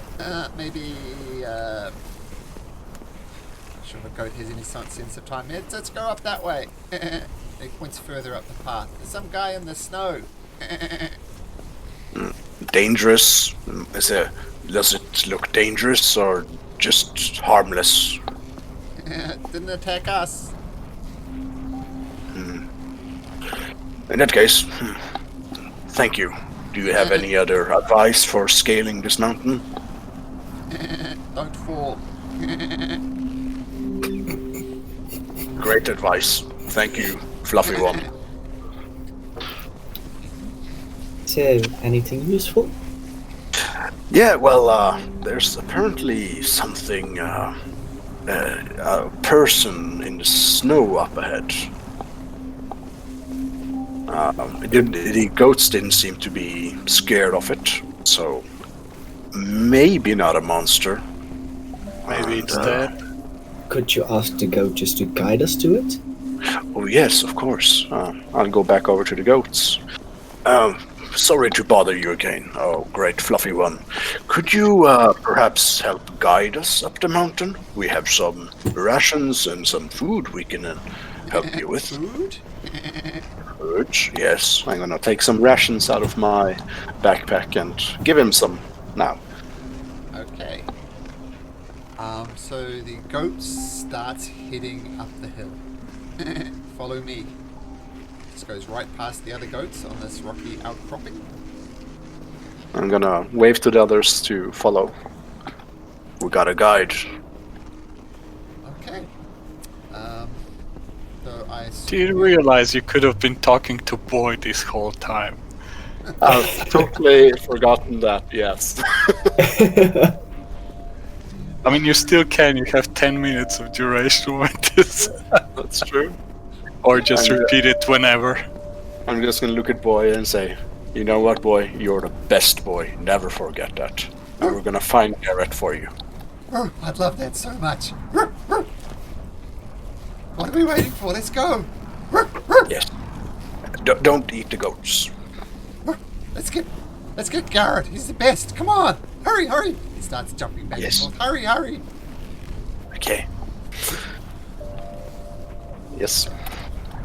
So you start heading up the mountain. Keep in mind it does take 10 minutes for this. Yep. Following the goat, how long does friendship last? 24 hours. So you can be able to communicate it, but the goat knows that you wanted to lead it. Mm. And carry on a little bit up the mountain, led by the goat. Who was in front? Garrosh, right? Garrosh dragging them along. You get through here, and you notice at this point there's a you're almost like just side crabbing across snow here. It's quite a difficult thing here. But then you look up and you hear a big cracking sound like pretty much like this. And you look up above you and you see an avalanche starting and snow just hurtling its way down towards you. I need everybody to drag you over to here. This is the exact position you're in. I know it's a pretty rudimentary map here, but this is the avalanche hurtling this up here. But it's obviously the big grey thing is hurtling down towards you. It is 500 feet away from you. kind of need everybody to initiate.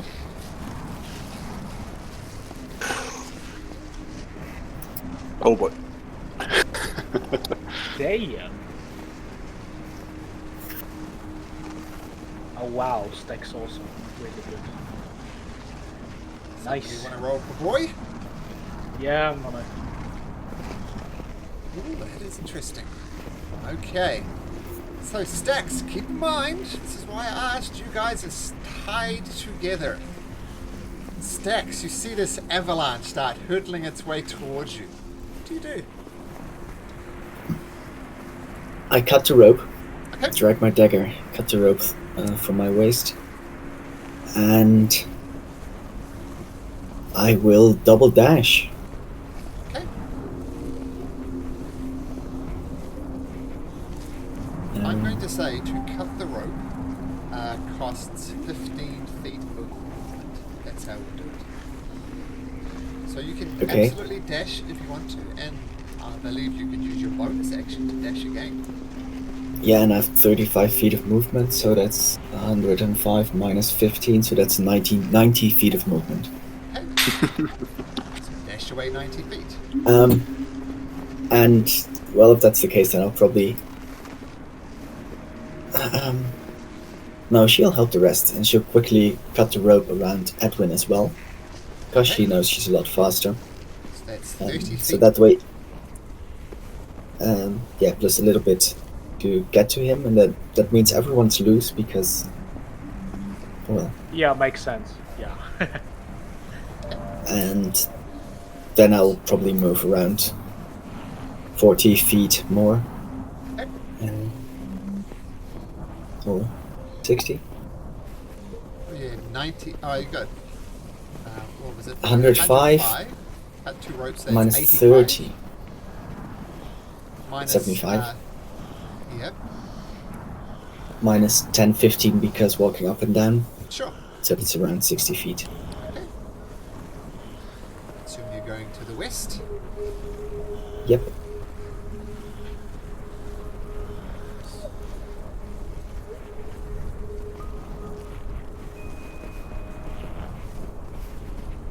So do you want to move your token that way, or so we can keep track of it?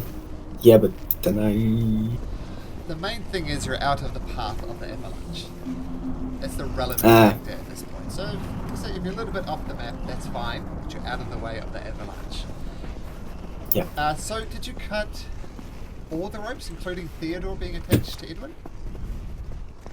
Yeah, he said Yeah, around I- me, All of them. so all Okay, ropes. We're so all loose. everybody's I cut... Okay. Yeah. If you hadn't got an inspiration already, Stacks, would have given you another one. Very brave. Garrosh. Well, I guess Edwin I first, am. but I'm gonna double dash anyway, because reasons. Oh, sorry. Sorry, that was Stacks. Edwin. Sorry. My auto confused. Edwin. What is Edwin? It's all right. Yeah, I believe I'm just gonna double dash now, being loose and trying to encourage boy to follow. Okay. So you're 60 feet. Yeah, and it's while it's slightly difficult to keep your balance with this thing coming down. You're shaking. Nothing mechanically, but there's a rumbling noise. The ground is shaking, and this avalanche is just hurling its way towards you. Garrosh, what do you do? Dash. So Okay. 60 feet, right?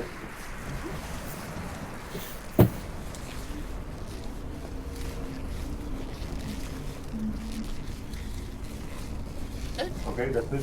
Yeah. Cool. That was Garrosh. Theodore. Theodore thinks the best chance he's got is to climb up onto Boy and let him carry him away. Yes. I'm not sure what kind of an action it is, but I climb onto Boy and hold on for dear life. Yeah, I'll let you know something. This is something you know. If Boy was to carry you, he'd be moving at half speed. We're going down together. if you want to try that, that's fine. You need to make me an animal handling check, though. To see if boy lets you do it. Maybe start out by dragging him a little bit further up and then climb on or something like that. I think say goodbye to Theodore. He'll just take a little straight down the hill. So if you want to try that, if you want to get on board in animal handling.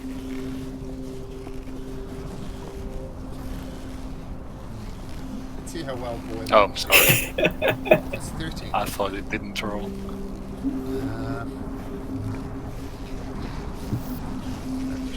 There we go. So inside is wisdom. He's going to try and see if he can work out what's going on, and he does actually let you jump on his back. So you two are now one. That's it. And You can't that move was 'cause my you're attached to boy. So yeah. That was my action climbing onto him, okay. right? You don't have any movement since you're on boy. Now it's boy's No, turn. I'm asking whether climbing on was my movement or my action. To know if I can still use my action. That's why. I'm going to take it as movement. So yes, you do have your action. I will cast guidance on boy. Okay. Because why not? Because why not, indeed.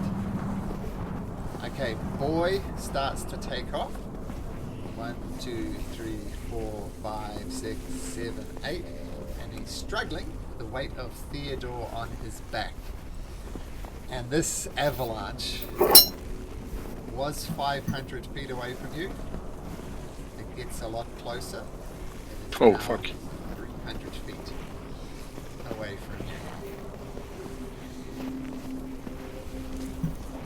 Little token up here, just showing you exactly how far it is. So the avalanche moves. Stello. Yes, Stello is gonna wild shape into a reindeer. What action does that take? Normal action. Okay, so you So, got your movement unfortunately, left, which is 50 yes, feet. I got 50. Let's see. Well, I'm gonna move over here. And, yeah, I suppose that's as far as I can go. Because, yeah. The avalanche. Sorry, is that the end of your turn? Yes, and that's the end of my turn. If I could move further, I would try to scoop up Theodore and Edwin, but yeah. With a wolf and a gnome.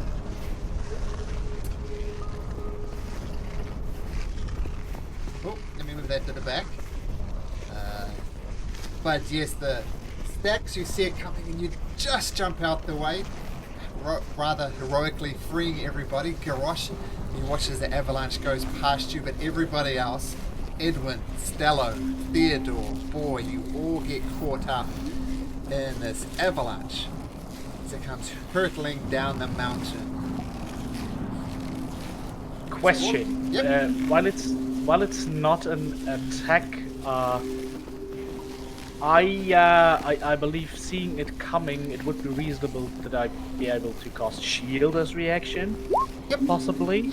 Yep, you I can believe cast maybe, shield. maybe that works to have like an air bubble and not be entirely swallowed by that thing. I'm not sure how you're gonna want to rule it if Okay. it's on the dex save or something. But there But, is indeed a I've cast bubble around you. Okay. So, it's not going to help you in this particular instance, but it might help you later. But I need everybody there to make me a strength saving throw. And I'll use the reindeer's stats for it, I guess. Yep.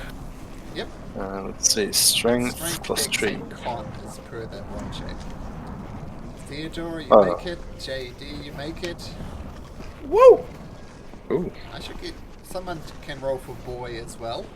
Oh yeah, I'm gonna do that. Wait, where are the saves? I'm just gonna go straight strength. Yeah. Yep, well, if you're not proficient, then it would be the same. Oh, actually, everybody makes. Oh, nobody's rolled for boy yet. I have actually. That's the Oh, last did you? one. Strength. Oh, that's the last one for boy. Okay. And Stello. Oh yeah, because okay. So you all manage to jump out of the way. You're all prone, so you're all knocked to your feet as you're tumbling head over heels onto this thing. But you all do take some damage. You all take 4 points of damage as you're bludgeoning down there. And you're just tossed and turned, thrown around, and you're upside down. You don't know which way is up. Instead of moving that, I'm going to move you guys, Stello, and Stacks way up the top there. So you're up here, and everybody else is down here. Okay, so, you guys are just tumbled up, you crash around, you don't know which way is up, and then eventually it comes to a stop. While those guys are dealing with those guys, what are Stacks and Garrosh doing?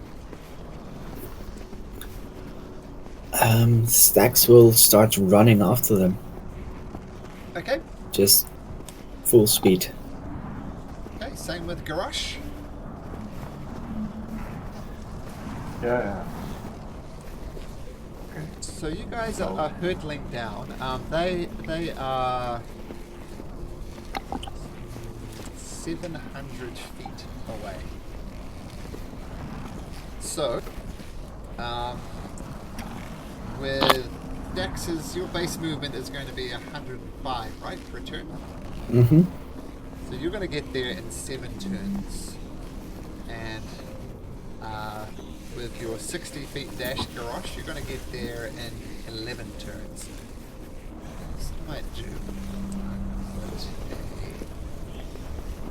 turn tracker.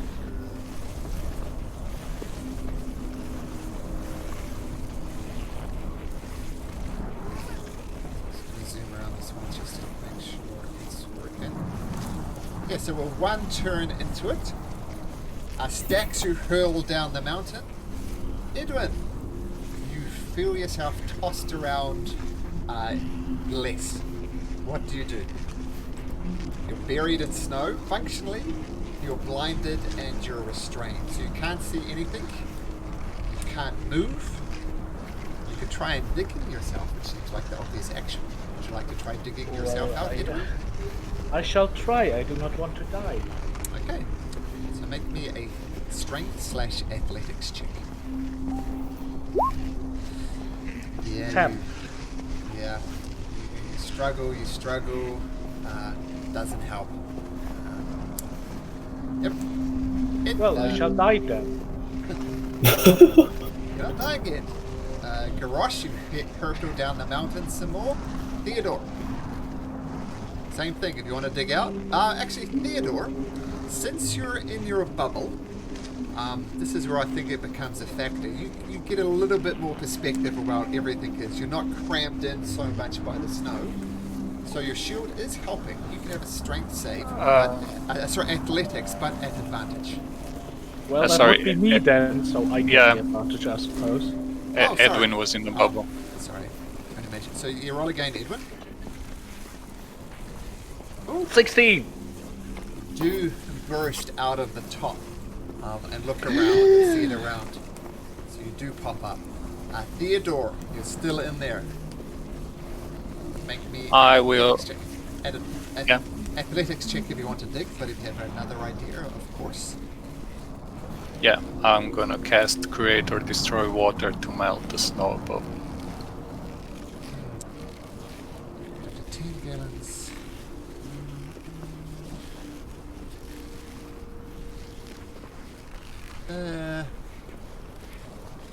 Create or destroy water.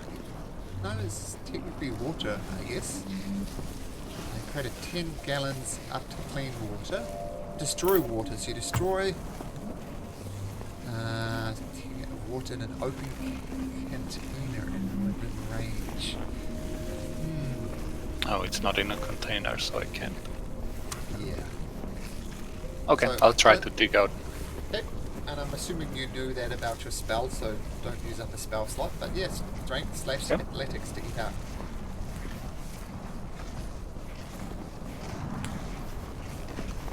Oh, wow, amazing. With a -1. You struggle out and you pop out of the surface, take a big, deep breath. You've managed to pull yourself free of the avalanche. Boy, somebody roll a athletics or strength roll for Boy. Strength. Can he have advantage because he's just following me? Nope. You're tossed around. You're all over the place. He has no idea. He's blind. He doesn't know where you Okay. are. So strength for Boy. Strength for Boy. Yep. 8. Edwin and Theodore, you look around. You see no sign of Boy. The avalanche has stopped. So we can worry about that. Stello, in your elk, deer form, whatever it was, make a strength check using the strength of the elk.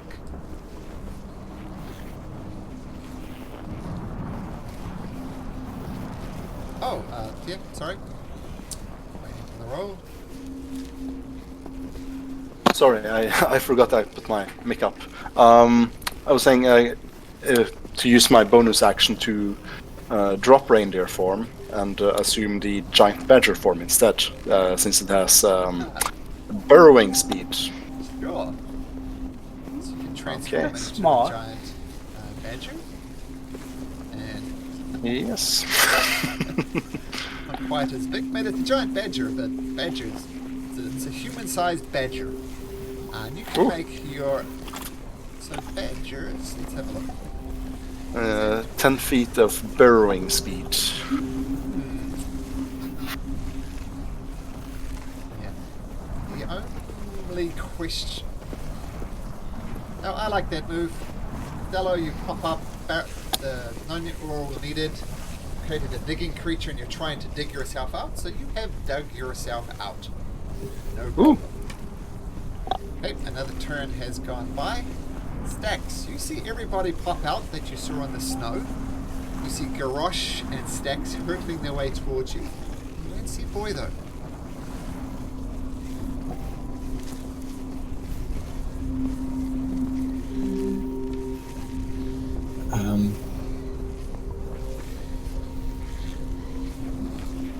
Just keep running. Just, what is it, 500 more feet, I believe?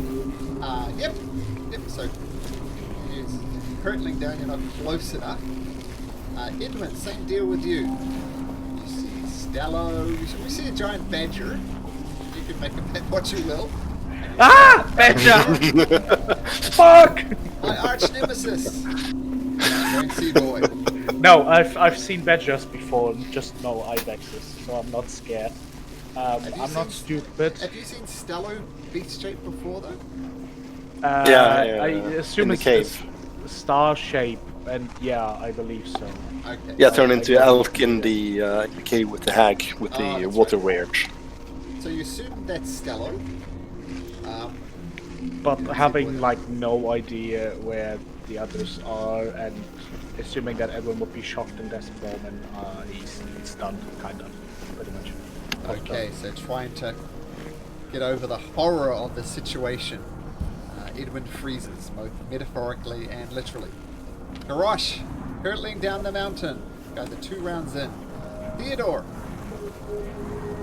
Not seeing Boy, I will climb down the hole where I just came from and shout at the top of my lungs for him, just to see if I can hear him whimpering anywhere in the snow. Okay, so I'm going to make that a performance check. Make a performance check to see if you can navigate the snow to project your voice. Yeah, you open your mouth and you inhale a whole mouthful of snow and sputter it out. You're no good. Someone else want to roll for Boy? Somebody want to roll for Boy? Whoever rolled last time, just roll again. Edwin, I think it was. Yeah, Edwin. yeah. Bam! Boy's Boy's struggling. dying. Can't get out. You don't know what's happening to him under there. But nothing's happening. Stello. Right, I'm gonna use the badger's. Can I use the badger's keen smell to see if I can smell for where, since I don't see, only one I don't see is Boy. Can I smell for Boy to see if I can locate him? You can make a perception Okay. check. a straight perception check. Advantage because you're a badger, but disadvantage because this is messed up. So just a straight Okay. perception roll. Let's see, +1. Or is it? Yeah, +1. Let's see. Sniffing around, dashing around on the top of the avalanche. Oh! Wow. Wow, that would be an actual Hell 20. yeah! Nice. I guess I'm gonna find him and just start figuring out, start digging where I think where I smell boy. Okay, I'm going to See if we say can that dig him out. you start digging, but you have made 0 progress. Because you used your action effectively to find him. But you Yeah. indicated, maybe, where it is. Stacks hurtling down the hill. Edwin, you see this badger frantically scratching at the snow. What do you do? I lock eyes with it and kind of.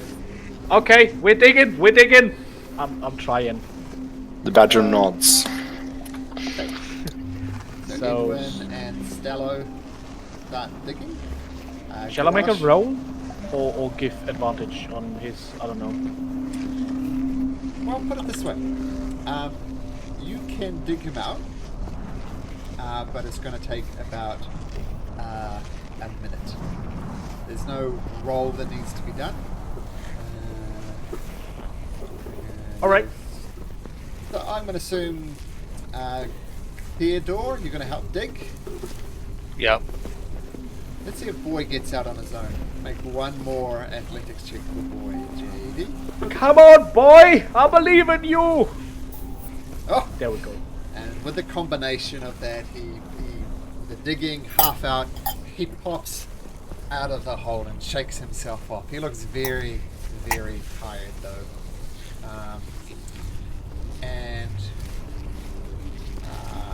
No, you're good. So the only net damage you took was the net damage when you're pummeled by it. That could have gone a lot worse. So well done for digging yourself free of the avalanche. And Stax and Garrosh, you eventually catch up. You guys shake yourself off from the avalanche. Unless you have something else to do, feel free to continue up the cairn. I have to say, I'm not entirely sure if I trust that fluffy creature, if it was a trap or not. Where I is the told fluffy you, those creature? are devious beasts. They are horned devils. Well, actually the goat got caught up in it as well. I forgot about the goat. So let's give the goat a dexterity saving throw. Oh, The goat's better at this than any of us. it was leading. Yeah, the goat's fine. The goat's fine. It was leading the group. Actually, so roll its initiative, see where it happened. Rolled a 15 on its initiative, which is enough to dash out in front. And while the goat was just watching this all happening, and yeah, and it's just staring back at who was it? At Stello. Yeah. Oh no! Why didn't I just turn myself into a giant goat instead? I mean, I just saw one. That's Oh, well. true. Do you maintain your badger form? I guess I'll revert to my normal shape. Just. You guys okay? Are you guys okay? A little bit up, but we're still alive. Yes. Thanks. I guess we should get this over with before any more avalanches come down the mountain. Yes. By the way, how much HP does Edwin have left? Oh, He took have you 4 not? damage. it's Yeah, in this sorry. round. I adjusted it in the character sheet, but unfortunately it didn't do the trick on the HP bar. Gaining 2 from casting of shield, I'm at 6 temp HP, so that's fine.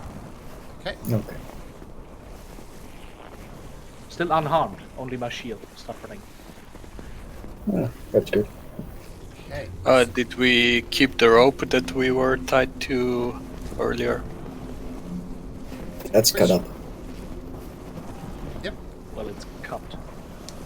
I know it's cut, but we can still use it. You didn't cut all of it, right? Just True. the part where that was tied to you. No, I all cut of the that. part that was tied to me and the part that was tied to Edwin. And Yeah, Theodore, pretty much you left cut and it right into of me. 3 places. Okay. So you have 3 70-foot ropes. I'll take out my rope and I guess we can tie ourselves to each other again. Do we really want to be tied together? I'm not sure if that's the best option. Not in an avalanche, but some other. We could perils. perhaps wait until we need to climb something steep. Yeah, but I think the that's- problems are also holes in the ground that somebody might step into, and if they're not yes. tied to the rest of us. One misstep and you're dead. I highly suggest we tie to each other. Well, I think I will pass this time, if you don't mind. I feel better on my own 2 feet. Of course. It's okay. So you tie yourself together, except for Stax and, of course, Boy, and you continue your way up. You're paying extra close attention. And just looking at the mountain geography here, it's obvious that this is an avalanche-prone area. I mean, I'll let you guys think if any other areas are avalanche-prone, but definitely just from the topography of the mountains. But you carry on, pushing through. Boy is sniffing out. Him with the goat continues to carry on. And you go about to here. And you reach a steep, snow-covered incline dotted with jagged rocks.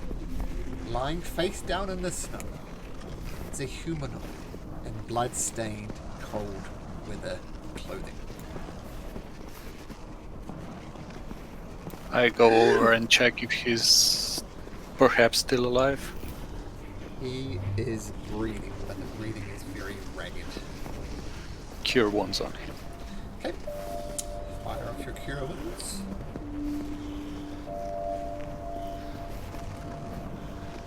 Okay, the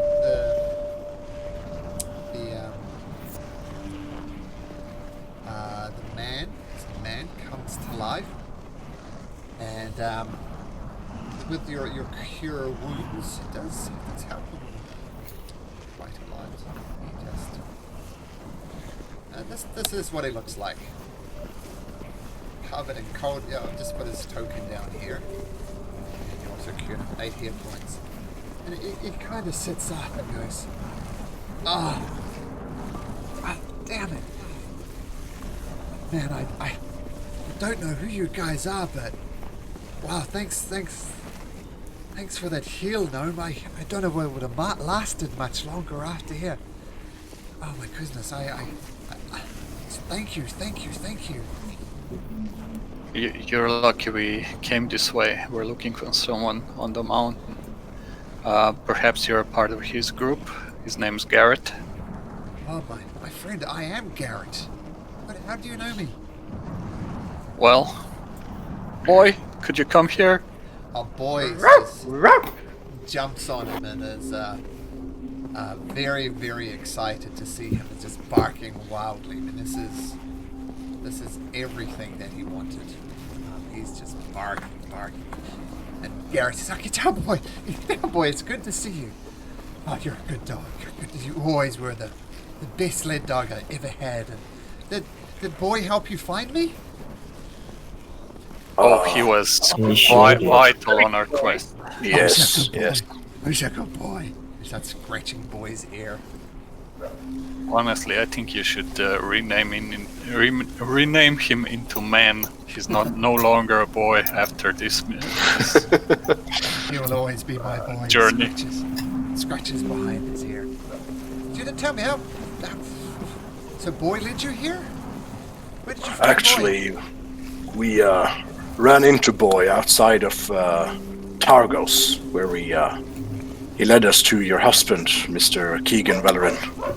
And he's the one that told us about you being possibly missing. You ran all that way to come to scratching at my head. Oh, that's typical of my husband. I imagine he's worried sick. Yes, he's quite scared of what could happen to you. It's good to see that you've stayed alive. Yeah, it's good. We do have a slight problem here. While I desperately want to get back to my husband, I did lead some.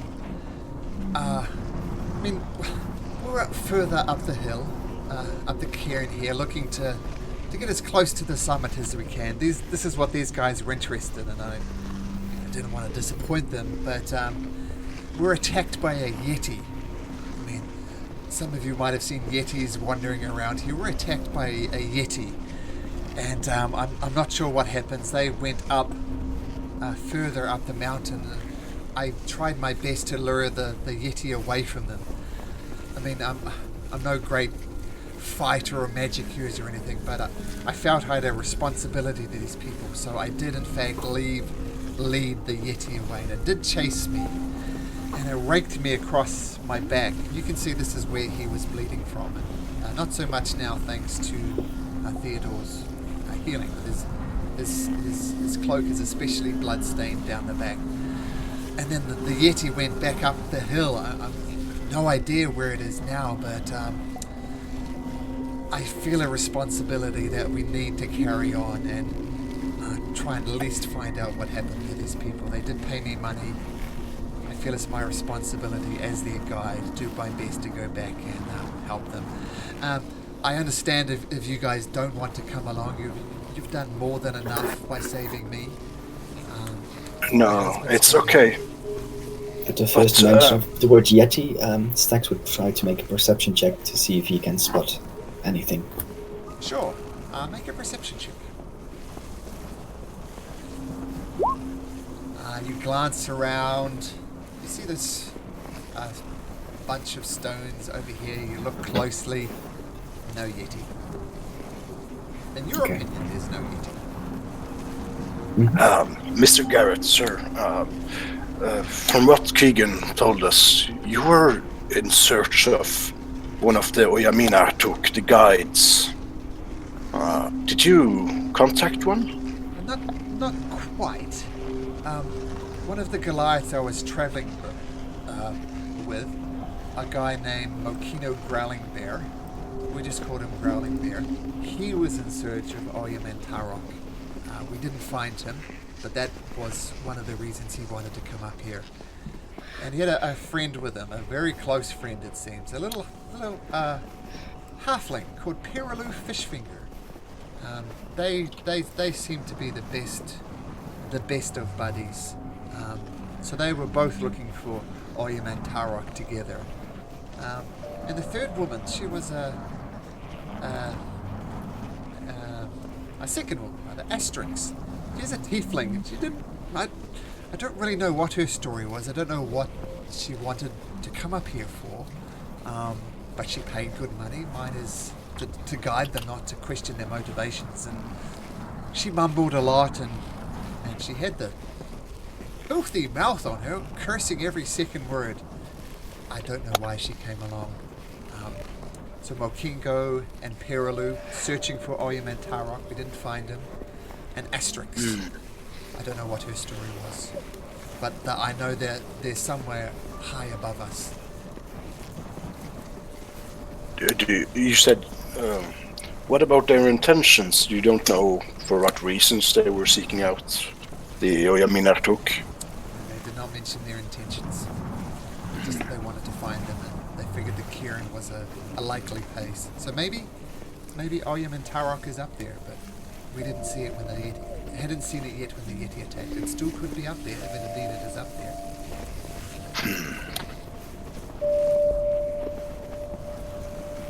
Well, thank you, Garrett.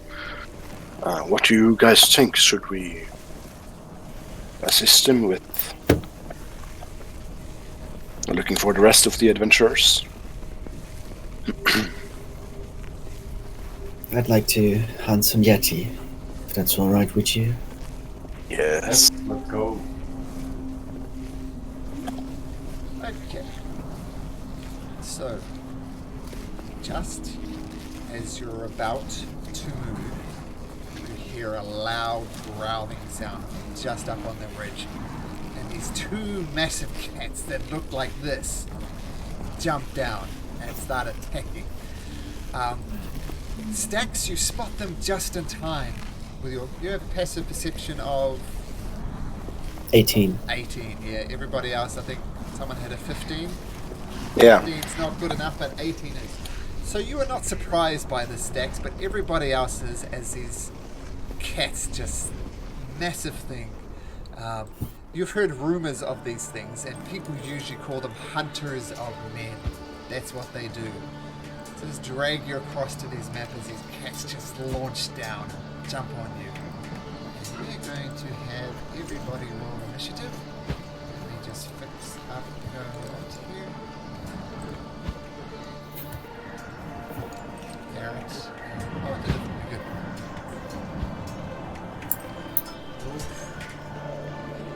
And so these cats are going to have a surprise round on you. Except for Stax. We've got to do Garrett. It's everybody. So these cats just let out a growl and jump down. And in fact, this one gets to go first. And it leaps off the side of the mountain and goes straight for Garrosh. And it's going to try and pounce on you. So it goes 20 foot straight for you. Tries to hit you with its claw. What was it, 23, which I believe is going to hit you, Garrosh, and the claws rakes across you for 7 slashing damage as this massive cat slams into you. I need you to make me a strength saving throw.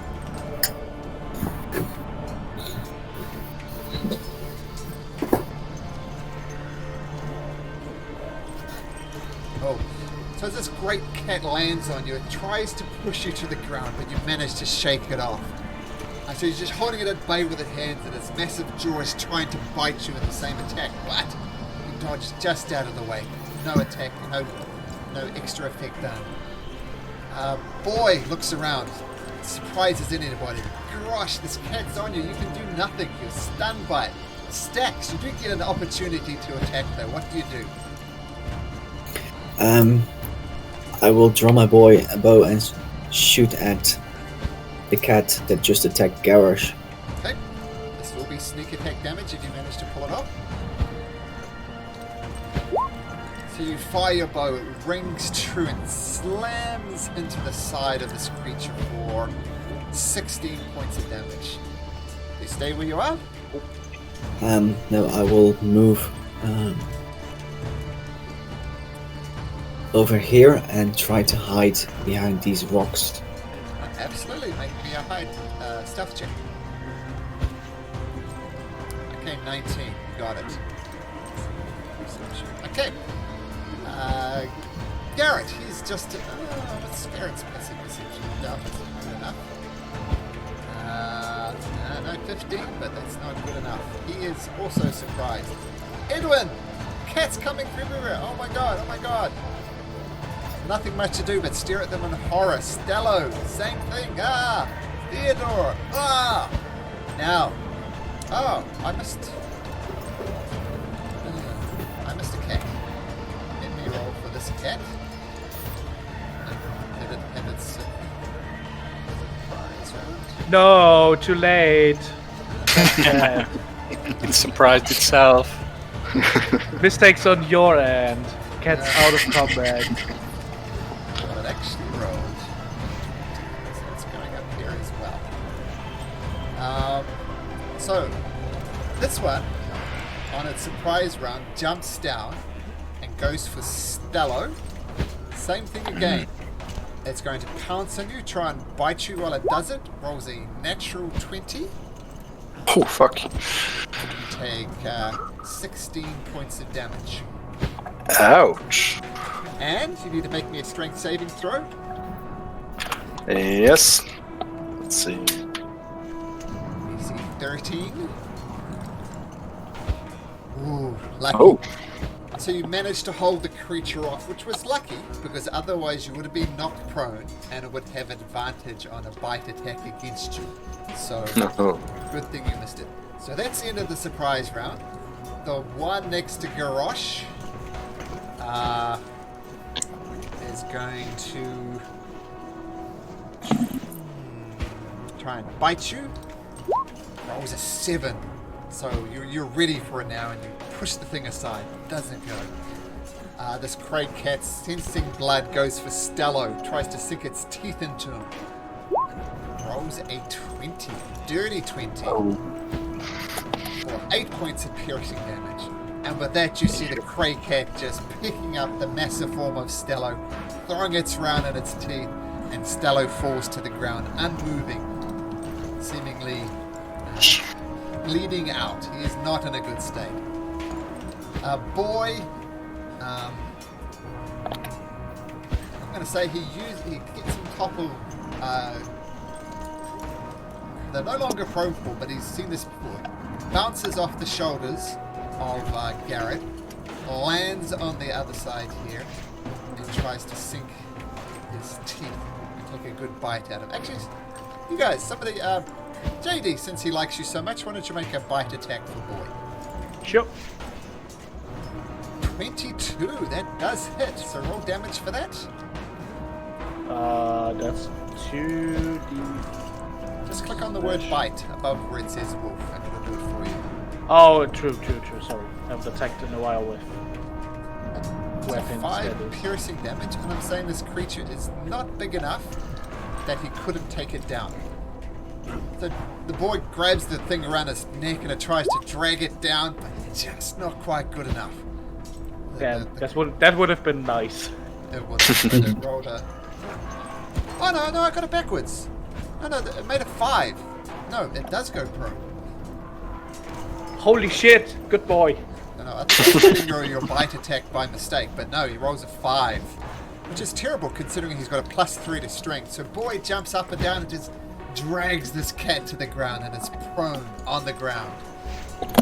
Garrosh, what do? You see Stello fall, you see boy bring it down. Still got this creature snarling in your face.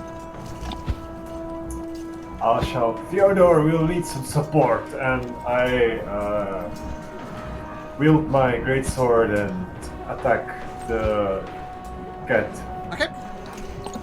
in front of me. And I'm super great at it. Yes. It's just not doing it. Okay, you swing quite wide, and you leave yourself completely open for the next attack. The next attack that this Craig cat makes against you is going to be advantage. You revealed your intentions, completely overblown. Great. Okay, that's my turn. Okay. Stax, you feel you're hidden behind there, and you are hidden. So you can make And this attack Stax. at advantage. Right, I'll move over to this side and shoot it. The one that's standing there. Ooh, that does hit. And 10 points of damage. Okay.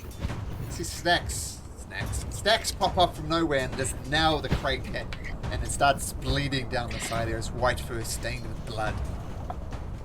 Garrett, what's Garrett going to do? That's me. But he's not prone. He did stand up. He's going to see this Craig cat in front of him.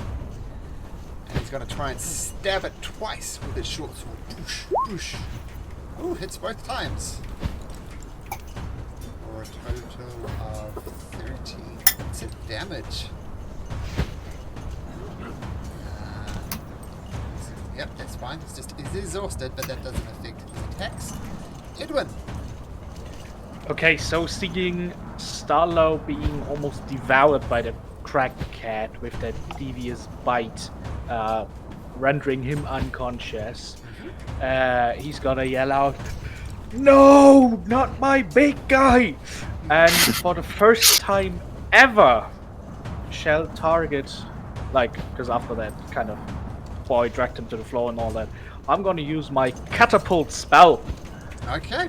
You shall yank out that giant middle finger bone I grabbed from the giant, and will cast a catapult at first level, which means that Devious Crackcat makes a dex save, and otherwise it gets hit. So you're literally giving this middle cat the finger. I'm fingering the Crackcat, if that's what you're asking. That was a step too far. Okay. Now, it gets advantage for the save. Because it's prone? No, because of its thing that it has. Damn It has it. advantage on any saving throws that targets the cat. So it does make the save. Worse yet, the stone that you threw bounces off the cat and comes straight back at you, Edwin. Can you make me a dexterity saving throw, please? What? What? Are they... What? Spell reflecting cats? Okay, interesting. Oh, love it. Yeah, you get bludgeoned for 8 points of damage. Holy shit! Boomerang middle finger. That one finger right there. What the fuck? And, Wait, no, that's one too much. Actually. no, it's odd, but it is an actual spell. Yeah, so, yeah. This is the exact wording of it. So, yes! Yeah, I mean, why not? Holy shit! I mean, that's crazy. I love it. It's. I'm just waiting for I'm someone to cast this. I'm stunned, kinda. He's just gonna stumble over for like 15 feet, making some distance. Like, what? Oh, what? What? And Hello, yep. is contemplating life. Yeah. Maybe I Contemplating should have life. gone to those fighter schools, because your spells have turned against you. Stella, make me a death saving throw. Yeah. Okay, one success. Theodore, finally, you get down. I will cast Bless on Garrett, Stallo, and Garrosh. Garrosh. The Garrett, who is the other one? Garrett, Garrosh, and Stallo. Okay, so Stella will get blessed if he needs to make another death saving throw. Ah. So you cast the spell. You're Yes. concentrating on it. What do you do? That's it. You're not moving? No. Attack of opportunity. Okay, fair enough. I'm not risking it. So, the one to the south. It's going to attack you, Theodore. Does it get to make its rather neat pounce attack? But it is going to try and bite you. It rolls a 22. Hits. Driven by its success against you, it sticks its teeth in you for 12 points of piercing damage. And you're going to need to make me a Constitution saving throw, DC 10.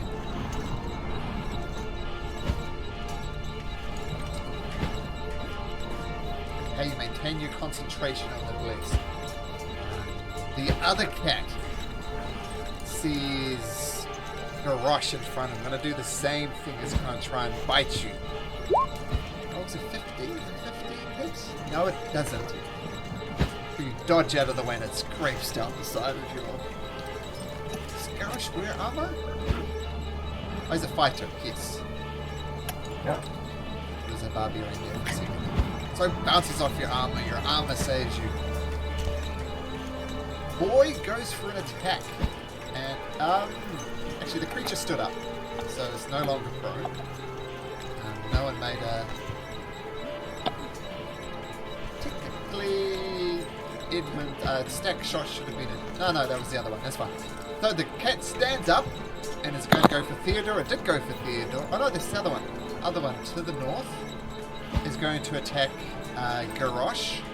And it's going to do it at advantage because it showed your attention. It's going to try and bite you.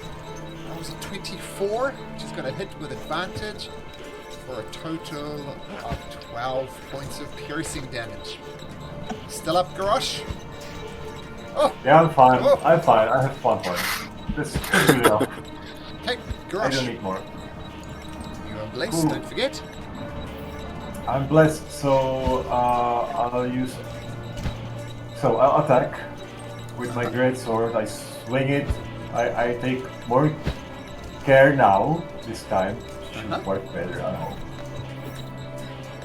It does hit, and through the blessings of whatever blessings Theodore blesses with. How does that work? Is Blessidor playing to a deity to do this? Because he can't really do anything mechanically. I'll just say I'll invoke my divine power as a cleric and give them a short little pep talk. Moradrin will watch over you and help you in this battle. Don't disappoint him. So you're going to miss this cat, but Moradin guides your strike, and it strikes true, and it strikes well. And you just carve the head of this creature, and it bounces down the side of the mountain, landing at Theodore's feet. There's a head of a cray cat right there. And it falls to the ground, and you're invigorated. I know you worship Moradin, but you give a slight nod as he guided you. Okay, I'm so encouraged that I jump to the next cat, use action surge, and attack it as well.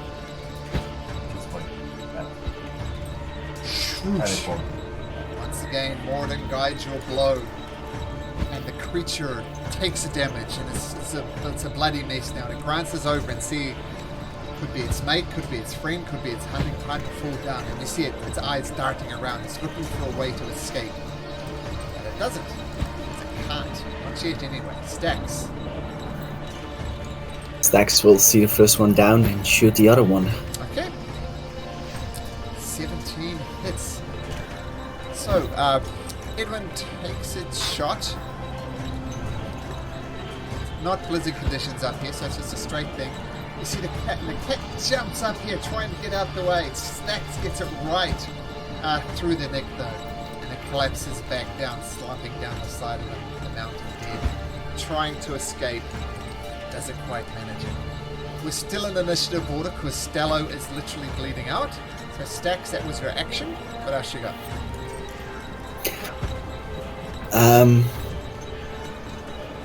Nothing. He'll probably try to hide again in case anything else comes out again. So make me a stealth check. Garrett comes over. And he slips and falls. He is going to try and make a medicine check to stabilize him at least. He says, I can't do it! He's dying out! Someone help him! Someone help him! Whatever medicine he did not work. Edwin.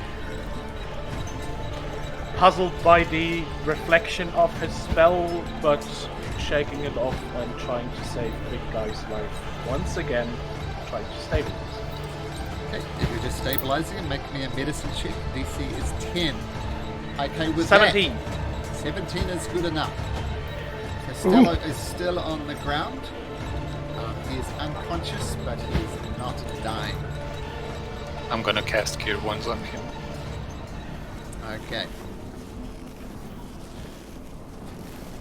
So with that, Stello, you gradually shake yourself and you come back to consciousness once more. You see the head of a prey cat over here, and this one slumped over, obviously dead. Tried to get away, but just not. Hey, Big Guy, that's another scar on your precious body. Yes, I got a few of those. Can always get some more. Thank you. Well, Looks this like was you, nothing. all Theodore's work, you see. Yeah, thank you, Theodore. Well, you as well. Thank all of you. It was a team effort, of course. You should have seen Stax shoot this one through the neck. It was glorious. And Yeah, look at that. Garrosh, of course, almost decapitated the other one. So You Well, two at are this great point- combatants. Stax scrambles up, having fallen prone, and kind of scratches her head and walks back. Well, it was a good fight. Now, was not expecting crackheads. Was expecting a Yeti at this point, but, well, glad everyone's alive.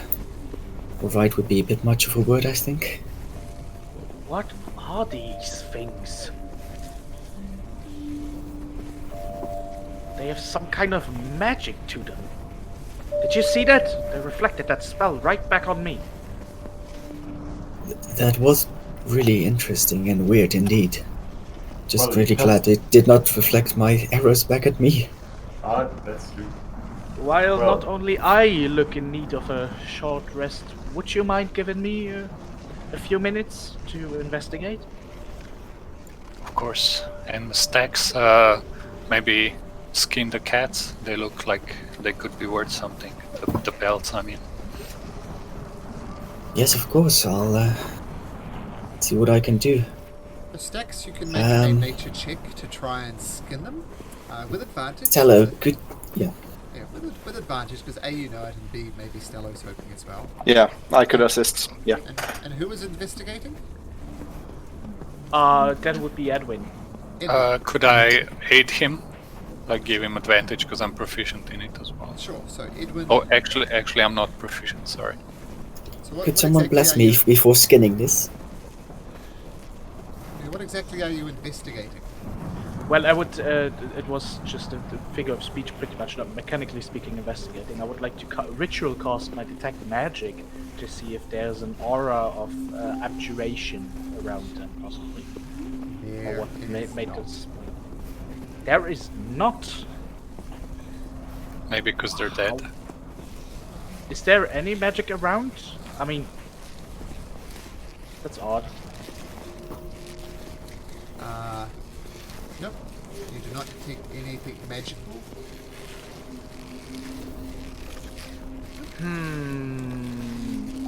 Well, Theodore, I think we need your guidance for this skinning part.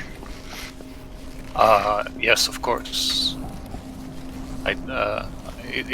Mordrin usually doesn't skin things. He builds them, but I'm sure he'll assist. Well, everything that's built needs some materials to craft it, now doesn't it? So nature True. check at advantage with a +4. sweet. 25. You do a great job. So feel free to add to your inventory 2 crag cats. That's what these things are. Crag cat pelts. Are they edible? Would anybody know? I'm going to say Stax knows by skinning them, but yeah, you could get some crag cat meat as well if you like. Oh, Stacks, can we take like a short rest to recover, eat something, and Stacks can use the time to skin and do whatever with the cats, since he didn't get hurt in the battle. Yeah, I'm fine, I can continue. I can keep watch and skin these creatures. That would be Although great. I do not think we should roast the meat at this point. Might attract attention. We have rations. It's not a problem. Just for later. By the way, where is our cauldron? Is Garrosh carrying it, or did we leave it there? We left it in the base camp. Okay, Sounds good. that would make sense. Just, we hid it in somewhere around the base camp. Sure. I mean, Gorosh is not- strong. We didn't but just climbing leave a it. mountain with a massive cauldron is maybe a bit much. So makes sense that you would have buried it. So it's buried it, and with Stello, I think has the Outlander thing. You can find it. Yeah. easily. So I think both me, Garrosh, and Stax perhaps as Outlander. So yeah. Oh, Regardless, Outlanders okay. can find it easily enough. So you take the rest. Dax, you begin skinning it. That's fine. Yeah, Edwin is still intrigued and curious. Is there any check or something that I could make? You can make an Arcana check to try and work out what's behind these rather unusual crackheads. I'd love to. 21. You have heard of creatures that can deflect spells. But usually that's archdevils or something like that. Yep, usually archdevils. You haven't heard about it in a creature. You figure this isn't really an animal in the traditional sense of the word. It's more like some type of monstrous aberration of an animal. Interesting. You have heard that some of the gods did have pets that could reflect spells. But that's as most as you get from it from this Arcana 21 check. Sorry, what was the last one? Pets of gods. Yeah, you heard some gods from your reading that had pets, not necessarily a cragcat, but things like dogs and horses and stuff. And they were notoriously difficult to kill when they came down to the prime material. Did we just slaughter Oriel's pets? Because that would be nasty. It We would have been self-defense. delightful. They started it. Is that your excuse for everything, buddy? Only when I started. Except when I started.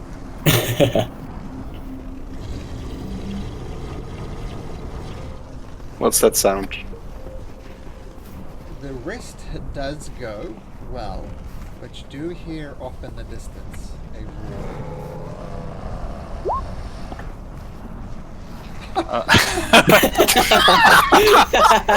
I can't lose hit points by hit dice! Joke's on you! You get at least Joke's one. on you! I'm full HP again. You always get at least one from your hit dice.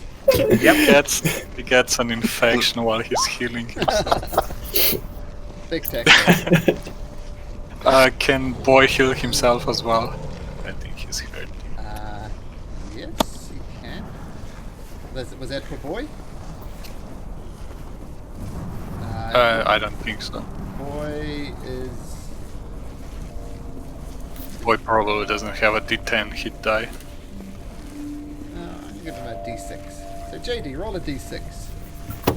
Sure. Boy will get that constitution of 1, so it's going to be a d6 plus 1. So there you go. Boy is fully healed. Stallo. Is Stallo Wolves wearing usually have armor? D8. I'm wearing leather armor, yes. You want to have some mage armor? Would improve your armor class. And I need to spend spell slots for abjuration spells, so...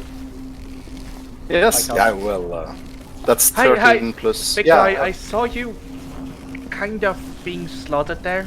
Back again. Oh, yeah. You see, I actually mastered this little arcane ward around me. It's not quite powerful if I put it on others. At least I can't do the other thing, but it should help you. So your RC should be 13 plus max. Yeah, plus my shield, so it's 18. Nice. That's pretty good.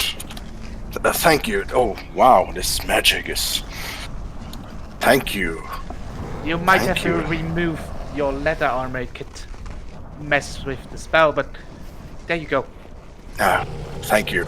This should work wonders.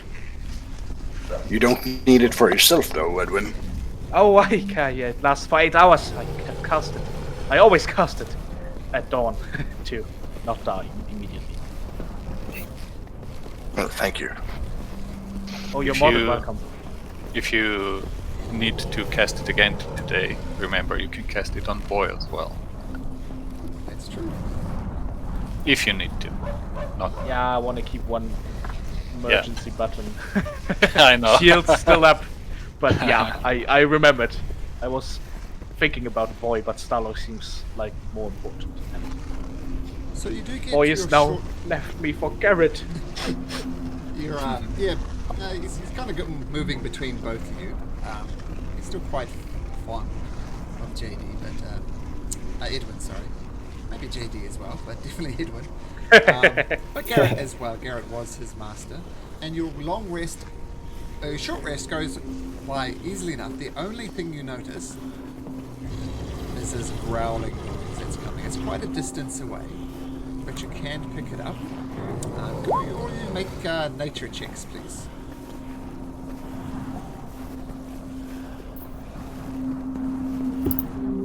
Ooh, nice.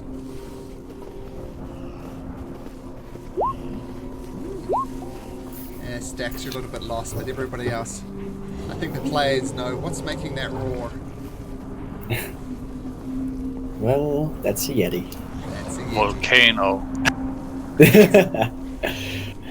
Another avalanche, it's coming!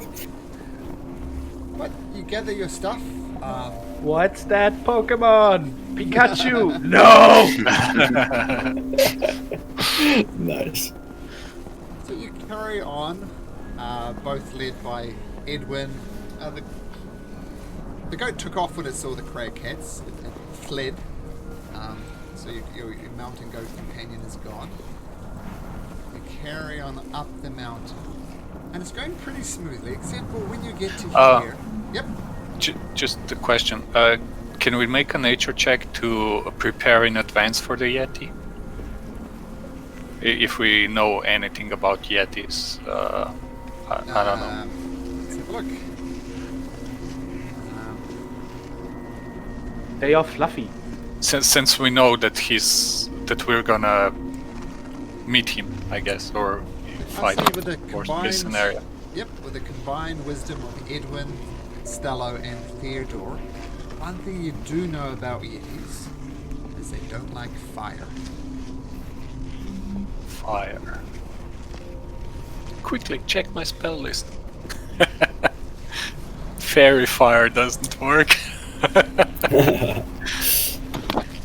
That's what Edwin, do you have any fire spells by any chance? I do not really dabble in the evocation school, unfortunately. Yeah, And, me neither. Well, I certainly wish we had that scroll of fireball that you told us about. That's Or still those waiting melee for you. fights. Okay, so Well, you No Would it fire be- spells on my end. Yep, fire. Would it be you know. possible, perhaps, for Garrosh to hit it with a torch? Would that be practical, do you guys think? That sounds like a good idea, Stax. According to the rules, that's 1 fire damage. Plus mod, possibly. But yeah, I believe that works. Maybe Gareth should do normal damage and somebody else should. I mean, I can try. I'm not as good at swinging. Edwin as things well. that- Do you guys have oil? Let me check. If we had oil, I don't have oil, but if we had oil, we could splatter oil on the Yeti and put it on fire, and then I could just No. like chop it. I do not have any oil. Nothing like that. We never go Just in the out without box. oil. And am I right to assume that they don't like fire translates to they are vulnerable to fire but not literally afraid of it? Your character knows that they don't like fire. Doesn't That's have it, the concept of a resistance, doesn't have the concept of being afraid. Just all you know Yeah, is sure, that they don't sure. like fire. Alrighty. But they are not afraid of fire, are they? I'll let you deduce. You know they Alright. don't like fire. So, coming up with plans for this Yeti, maybe it gave it away by roaring. Thinking of plans of oils and torches. But you come to a particularly difficult point in the mountain. You have to start pulling into narrow ridges and scaling icy cliffs. It's quite difficult. And to pass all these obstacles, you're going to make me a group athletics check. And Garrett is going to do this as well as his boy. So JD, if you could roll strength for boy, and I'll roll Garrett. So Edwin 8 and Wolf 18. Okay. Garrett, is exhausted. So he rolls a 4. Okay, so let's start.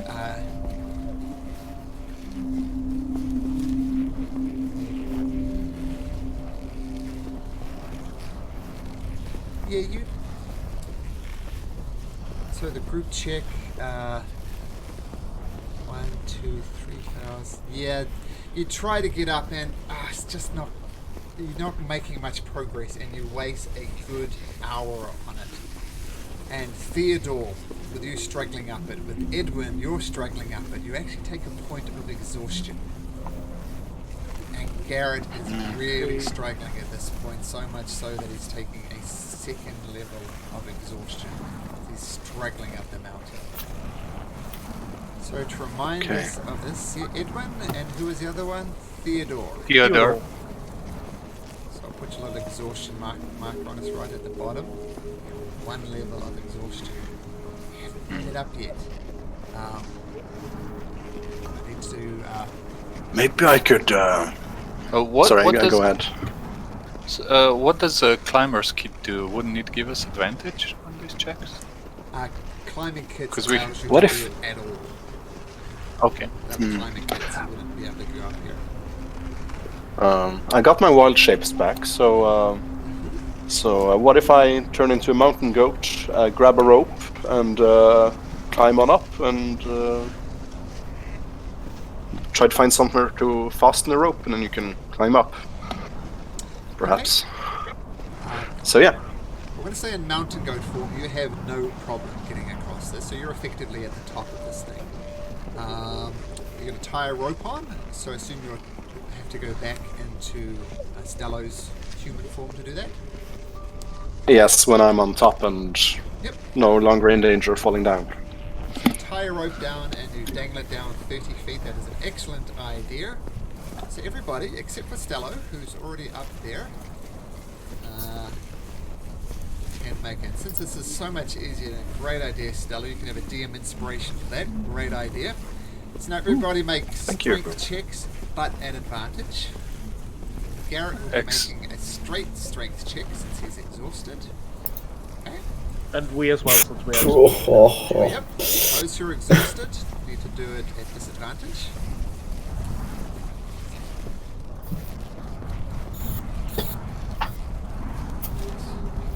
So, The ones who are exhausted just do a straight roll, right? Because they have disadvantage and advantage. oh, that's true. Yeah. So the only person who, boy. Oh, so yeah. I'm on it. He as well with advantage? Yes. Straight advantage. He's not exhausted. Oh, there we go. 14. So that actually succeeds. So nobody takes a point of exhaustion. The group check succeeded. But you need to make 1 more. There needs to be 3 successful group checks. So let me just put a marker so I don't get confused where they are. And everybody make another strength check. Those who are exhausted, just a straight one. Straight one for... Damn. Why with the rolls? Stello is gonna assist with, in case anyone gets close enough to the top and try to reach down and grab someone up. I'll use my inspiration to reroll. Okay.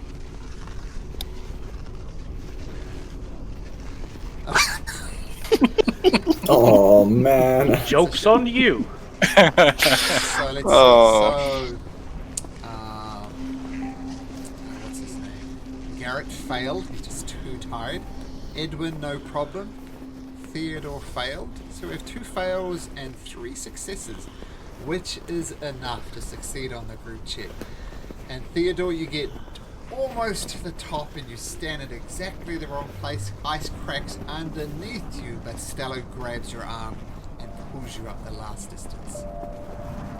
Thanks, Stella. That was No close. worries. I'm so tired. Yes, I could see that. That could have gone a lot worse, so well done with that rope, Stello, and your goat shape. Fantastic idea. Thank you. So with that, getting past you, continue straggling up this camp, following the path through, following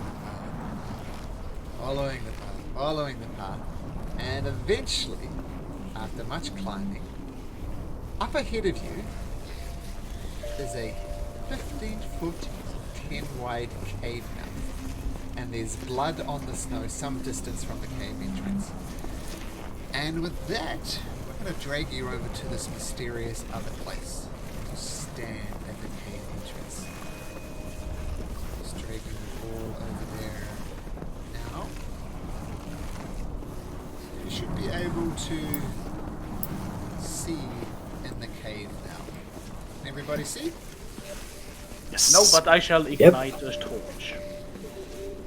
I got a light torch, so that's Theodore, okay? So he's going to light a torch. No, that's Edwin. Because I don't see shit. Edwin lights a torch. Garrett's a dwarf or human? Garrett's a human, sorry. He's a human. So he needs a torch as well, probably. Okay. Unless he's using Edwin's. Can you see now, Edwin? Yes, thank you. Okay, Garrett is looking through Edwin's torch. By that. I'm gonna light a torch as well, just because we need fire damage if we meet the Yeti. Okay. I don't need it to see, just as a weapon. Okay, so okay. Put that torch on you as well, because why not? Okay, so you got a torch going. Okay, and Garrett says, yeah, this is where the Yeti got me. It was right here.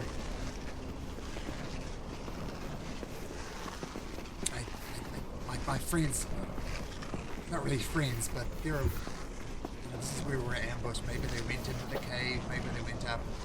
I don't know. And there was definitely a further path, like leading up. Like you guys are right where it says frozen cave. Right there. You can see the cave on the map actually. That's exactly where you are. This little thing here. It's the cave you went into.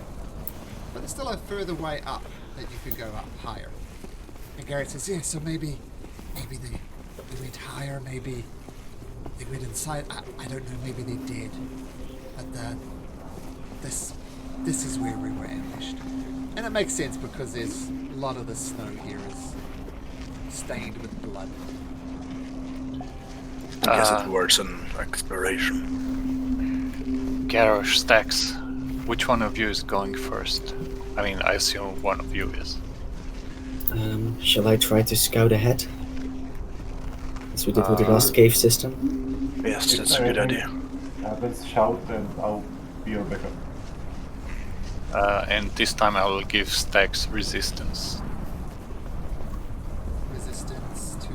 Well, whatever. 1d4 on a saving throw okay. for the next minute. Right. Just Okay. Moradin will help resist your temptations and dangers. Not so much temptations, but dangers definitely. Are you stealthing, Sex? Yep, definitely. Make me one of these rolls. One of those rolls. Ooh, okay. Roll a new character. You're in a different campaign and you stealthed away there. The thing you notice is, well, over here, there's a chasm. You don't want to fall down that. That would be very, very bad news. There's a shelf of ice over here. I'll move your character forward. You're not there, but just so you can see it. So this is looks like a frozen. Looks very thick. You suspect you could walk across it easily enough, or you could go this way, kind of narrowly going between these two chasms. But I'll move you back. But that's what you see. So you were there. Oh, sorry. Wait, I'm gonna reset the grid. Sorry. Question. While we were doing a short rest earlier when the cats attacked us, if Garrett is wearing snowshoes, could I fix them as well to give him advantage against sleeping on ice? I thought Theodore did that to everybody's shoes. Yeah, but Garrett's new. Garrett just joined us. Oh, Garrett. I fixed. Yeah, Garrett. Sorry, I misunderstood. Okay. Yeah, absolutely. Yep, Okay, so cool. Garrett is he's still in a rough shape. He's exhausted. But he's Yeah, this isn't the best idea. Some of us are out of spells, exhausted, and but hey, what are you gonna do, right? so Kill you're the safe Yeti and from rest afterwards. You're you're safe from slipping on the ice at least. Stack, so peek around the corner. There's two ways you can go. This way doesn't really go anywhere. It just leads further up the mountain. So this would be Okay. the way to go if you wanted to head up. And this way to head down. If you want to go into the cave, you can walk across this ice. It looks quite thick. Maybe a good foot or so thick, which is plenty enough for ice. Or you can go this Do way. I see any blood traces going up or down? Make a perception check.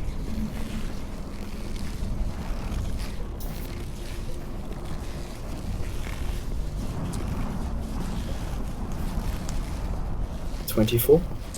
24. No. There was blood from where you assume the combat happened over here, and then further south, which is where you assume he went. Is everybody still there? Looks like there's a DC. I'm here, I guess. Has everybody disappeared off? Oh, I'm still in. Oh, there we go. It's back. It's back. I don't know what happened. there. IDCs somehow. Roll 20. Yeah. Things. Yeah, as a roll 20, what is it? Okay, so you see blood from where the combat happened, according to Garrett, and there's blood leading down from where you assume he fled, but nothing going into the cave, and for that matter, nothing going up the hill either. So you see no tracks of blood. In that case, I will try to go right first and slowly move this direction. Okay, you can't help but shake a little bit as these massive drops. 80 feet at least. You figure if you fell down there, you wouldn't survive. What you do see, though, is up ahead, you see a bunch of these bones that you can see. It's strewn with bones. So there's still bits of flesh clinging to the bone. What's interesting about this, though, is it there's no head to this creature. And it's quite a large creature. It's humanoid, could be 8-9 feet tall. And looking around the side, like along this cavern wall here, there are little niches in there. And there is frozen heads of humanoids stacked up along those niches, about 7 of them. Trophies. Do I recognize the heads as belonging to the companions of Garrett with just descriptions that we've gotten along the way? You know, there was a halfling, a tiefling, and what are the big Goliath, guys called? I believe. And a Goliath, yes. There is a Goliath head there, and it looks fresher than the other ones. But the other ones are all humans, so no tiefling, no halfling. Alright. In that case, I will move forward. You Trying do to. hear something.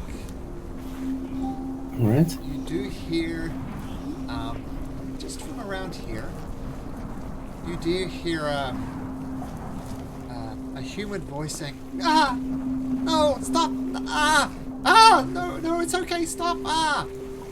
And a very low growl. It's like this, but not quite as threatening. And you hear another growl, but it's somewhat higher pitched than the first one. So you hear this voice, "Ah, stop, no, stop." And a low growl and a higher pitched growl coming from around here somewhere. Alright. I'll try to stealthily peek around the corner. You peek around the corner, and you see what you see. You see a halfling, and the halfling is kind of being played with by this little mini yeti, called a yeti tyke, which looks like that. Aw. That is terribly cute. Time to slaughter it. And of course, there is one of these things as well. So it seems to be that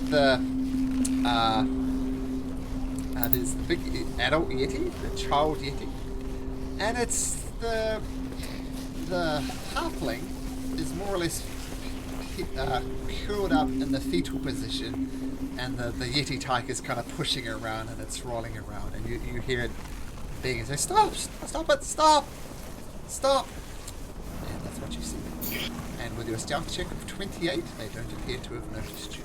But if you move much further in, like to this square, or to this square, you're going to be out in the open, and your cover will be lost. Okay. You're safe enough there.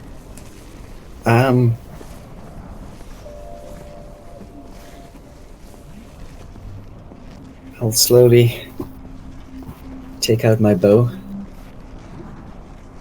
notch an arrow, and shoot the Yeti. Alright, so with that, we have to go into initiative. You will definitely get a surprise attack though.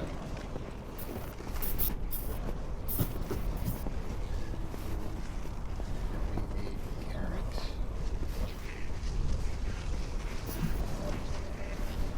JD for boy again, if you'd be so kind.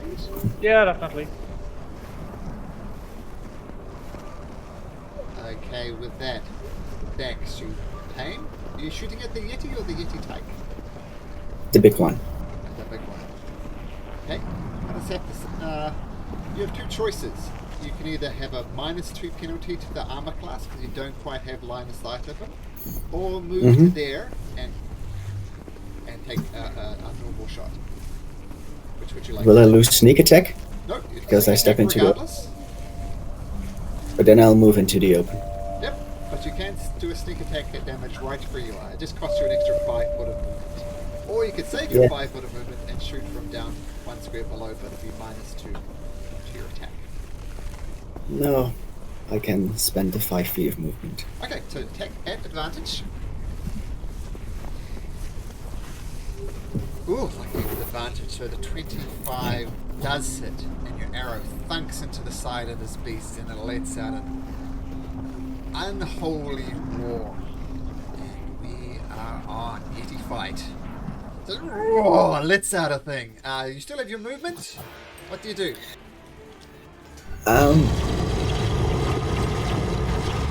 Would Stax realistically understand that that's moving faster than the Yeti and can take another shot? Has it initiative before him, or will he not know such a thing? So how you're asking how quick is a Yeti? Well, does Stax realize that his initiative is first before the Yeti?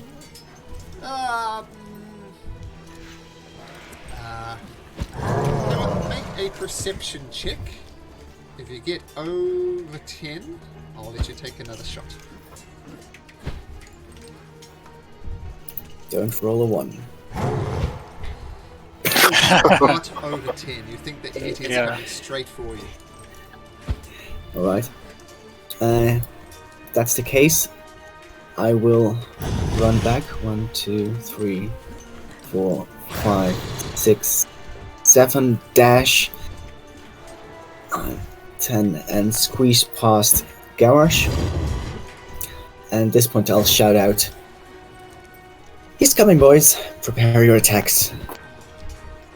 By the way, with a +8 for a perception, it was naturally a natural 1 or a 2 that would have you fail. So, well done.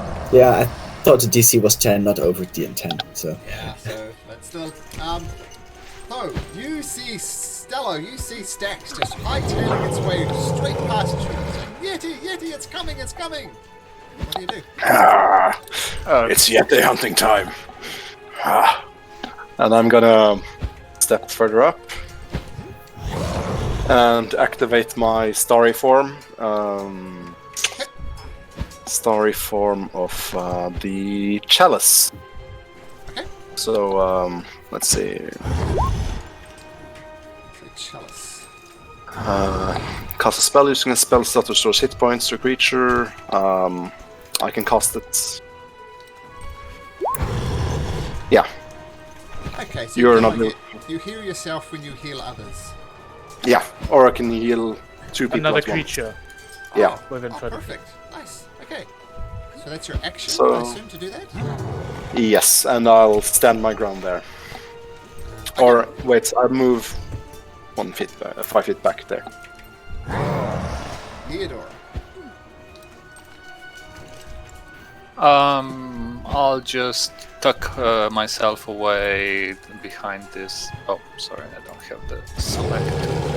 I'll just stay where I am, just hide behind this nook and cranny or If whatever. you're literally, you can make me a I'll- stealth check. It will be a Exactly. disadvantage because you're exhausted. True. Stealth. Oh, I have disadvantage anyway because I have medium armor. Okay, so it's a Give 2. disadvantage. Okay. Stacks, you need to give me And some pointers. that's it. Okay. You are exhausted. so- Sorry, I kind of zoned out. Where exactly are the Yetis from? Up there? Stacks came running Yeah. from this direction. Okay, gotcha. In that case, I would like to. Can I move through Stax's Square or Garage Square if As they? long as you don't stand Hello? there. Alrighty. So in that case, I'm gonna move over there to get a better vision, and then slide over here, I suppose. Okay. Where are the Yetis? I've got an idea. Sure. So I'm not sure how you would rule it, but while I cannot do real fire, I just realized I could create the illusion of a big fire, and I would like to do so, possibly inducing fear in Yetis that may approach. Since it's a big fucking flame, Silent Image is up to a 15-foot cube, which is a big fucking flame. So I'm gonna cast Silent Image and create a big illusionary flame all there. around me. Okay. And- One better. And I'll put one of these on. Like it. Sweet. Bigger. There we go. Amazing. I'll send it Looks to cool. you. Thanks. Yeah, and that's it. Possibly, hopefully, inducing fear once they come here. And you're standing in the fire? Yeah, it's an illusionary fire. Yes. Okay. Now, does the fire move? I know some illusions. Yes, I animated as an action actually, as I did with the KFC chicken half-walk, if you remember. Okay, so it is flickering. Takes my action, but it does flicker while not creating a sound. Sorry, 1 second. Does this need... Well, we already have the roaring sound of a fire, so that's good. Ah, there we go. Alright. So the fire goes up. It's silent though, so it's not crackling. And they will perceive it as true unless they take an action to try and look through it. Exactly. Yeah, so it looks real, but if they have suspicion that it's not real, it will react accordingly. And Edwin, let me just check one thing. Yeah, one more step this way and you'll be on the ice. The ice could look I know I have no movement left. Same though. Anyway. This is a foot thick. Stacks. Also, one more thing. I would like the fire actually not to go around me, but rather cover me, so that it obstructs vision, so they don't see me standing. Literally in the fire. Got it. Stacks. Haven't seen the Yeti yet. I haven't seen it yet, so I'll try to hide. Okay. Okay, whereabouts are you hiding? Well, behind this corner, because it's not seeing me. Okay. I'm just trying to be. And I'll peek around the corner. Do not see him yet, and I will prepare. Prepare a shot when he rounds the corner. So you're kind of hiding in this illusionary fire? Is that right? Yeah, Okay. I can hide in natural phenomenal. It's like That's fine. snowfall. So. Not a great roll, but you do hide. Yeah. Garrosh.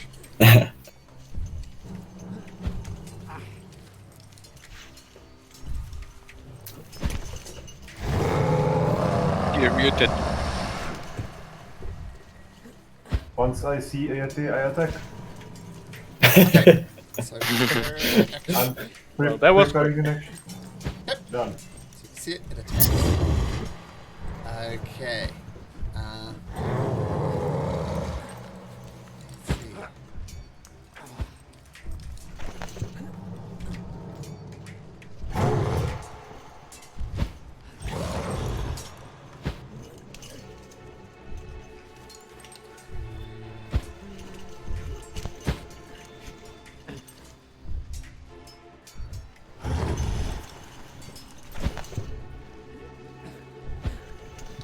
Boy. Boy is going to go right next to Garrett and more or less guard him. Garrett is going to creep up here. He's going to pull out his longbow, and he too is going to prepare an action. The boy just stays by his side, hoping to protect his master. Looks slightly sheepish at Edwin. You don't see anything coming. Stello. I'm going to create a bonfire. I do not know what's in the other direction. In that case, I'll create a little bonfire Okay. around here. Okay. Got So it. just to, in case something comes that way as well. Okay. Got it. So use your action to create bonfire. Stay where you are. Yes. Yes. Theodore. Okay, so the only useful thing I can do is give someone guidance or resistance. I don't think we need guidance right now, so I'll give resistance to Garrosh and then move the last 5 feet back, and that's it. So that's a plus D4 to saving throws. Yes. Don't have an icon for that, but we'll put a little plus on your Garrosh so we don't forget. Okay. Well, since nothing approached, I would like to check around the corner. Carefully. Nothing here. Glance up That's there. the movement. Yeah. You literally see what your token sees, so... Yep. Well, in that case, I will use my action to move the silent image to another place within range, aka just over there, like a rolling flame. Okay. Push the You should illusion be able to forward. move it now. I had it locked down, but move the illusion somewhere else if you want. It's not on the same token page, I believe. Sorry. That There. might be the issue. Yeah, that works. Exactly. Perfect. Okay, you should have control over it now, not that I think it matters. Yeah, now it works. Thank you. And I shall signal the others, kind of like, come, follow! Still concentrating on the illusion. Yeah, that's it. Does it literally require concentration? It does indeed. Okay, so you are concentrating. Oh yeah, forgot. Okay, that's fine. No problem. Stacks! Holding. You can't see it. Stax will try to listen to try to tell if it has moved at all and might be coming from this direction, Make me a or that it's perception still check. there and holding.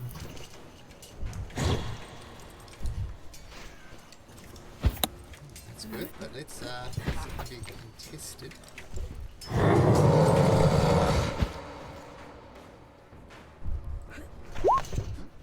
Well, according to Sirenscape, it's not really quiet. Rah, rah, where could it be? I do not know. Indeed. Rah, rah. Well, it's quite echoey in such a cave, so it could come from everywhere. Yeah, that's true. Indeed.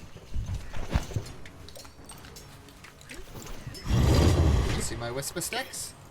Yes, I did. Fun, it's a whisper, but the first thing I'm gonna do is go to Garrosh and point out to him. It's probably coming from the left. Prepare. And I assume this was my action. Yes. With your bonus action? I will move over to this side and tell Edwin the exact same thing and try to hide. Okay, make your stealth check. Even better. Noted. Garrosh. Wait, sorry, what did you say to Edwin? Like, it's probably coming from the left. Yep. It's coming from the left, from this tunnel. Gotcha. All right, thanks. So your prepared action Okay. doesn't go off. I just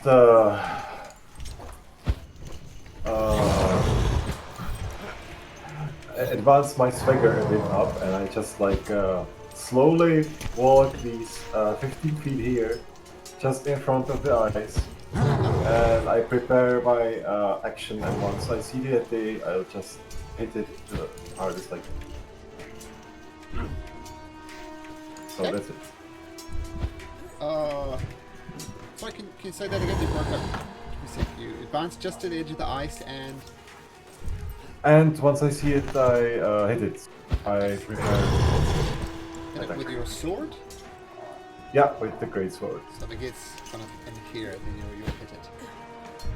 Okay. Yeah. Okay. Which...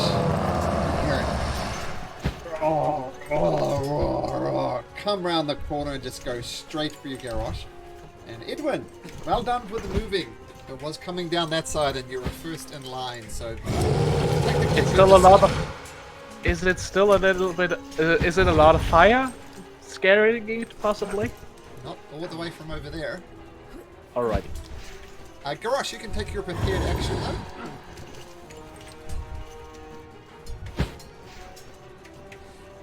Awesome, and nothing happens. 12 does hit. Oh, 12 That's points of lit. damage. Okay, so the healing comes alright. around. yeah, I swing my sword. I'm a bit clumsy, I don't know why, but the AT is like really big, so it's like hard not to hit me. Like, I just It went. it's one of those things that's big, but it's beefy. Well, we'll see. We'll see how easy it is to take down. But, first of all, it comes at you with its claw, just almost leaping from the ice and coming down and hitting for a 19. And it sinks into you. You get 8 slashing points of damage and 5 cold damage. And then you look up into it and its cold blue eyes just stare directly into you. And it actually sees Stella. Just make sure Stella is within 30 feet. 8 and 5 damage. Total of 13 damage. Total of Right. 13. Thanks.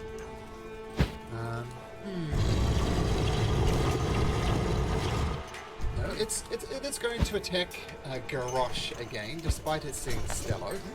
And its cold eyes just turn on you, and you're looking into this ferocious beast, and it freaks you out. Can you make me a Constitution saving throw, please? Ooh, that is bad. So first of all, you fall to the ground, and you are paralyzed. You are unable to move. You're locked there on the ground, and you take some damage. 6 damage. 10 points of damage. So worse yet, Letty launches into you, and you see Stella, you see Garrosh fall to the floor. And, But- Garrosh. I'm Garrosh! super. This time I'm not that scared. Okay, this time I'm actually not yet done. Real interest in endurance. Yeah, so when you reduce to 0, you're not cold, you can drop 1 hit point. Okay, I'm going to give you the choice. You can be prone or not prone. It's up to you. Be prone or not prone? That's... I'll try to be not prone. I'll try to hold it down. So I'm just, guys, give him help. You are still prone. You're on 1 hit point, Okay. but you are paralyzed, don't forget. Oh, and okay. Yeah. So Okay. you're not dying, but you're still paralyzed. And you can make, if it comes round to you again, you can make it at the end of your turn. But you are paralyzed. Boy!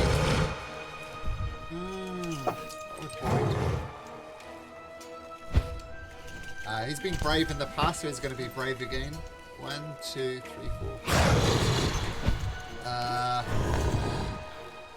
Can't really get there, so because Garrosh is in the way. So all he's going to do is start barking at this creature. I realize how tricky it is. He's going to take a step aside, getting precariously close to the chasm, but that's where it stays. Garrett doesn't get his prepared action, but he is going to pop his head around the corner, and he's going to fire off his short bow. Bing! Oh, there's a short switch. Again. His longbow. It does hit. And it does hit for 7 points of piercing, and getting balls in this room. Something happens at the top. Stello. Alright. I'm gonna move 5, 10, 15. See that Garrosh is not yet done yet, so he's gonna... I think he's gonna try to remove the threat as quickly as possible and use Guiding Bolt. No, wait. I'll it's safe enough to. I'll create another bonfire for my action just underneath the Yeti. Not sure what it's gonna do. And I'm gonna cast Healing Word as a bonus action on Garrosh. Is anyone else hurt? No, that's it. Okay. Bonfire concentration? Let's see. I think so. Yes. Okay, just... It is concentration, so your other bonfire goes... Yep.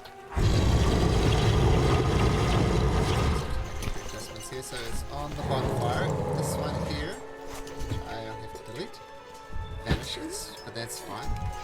So does... Can you bring up the description for bonfire, please? Yes, I'm gonna do that. Let's see. And don't forget your 5 hit points there, Garrosh. It's a conjuration. You create a bonfire. Any creature in the bonfire space when you cast the spell, so it is to make a dexterity saving throw.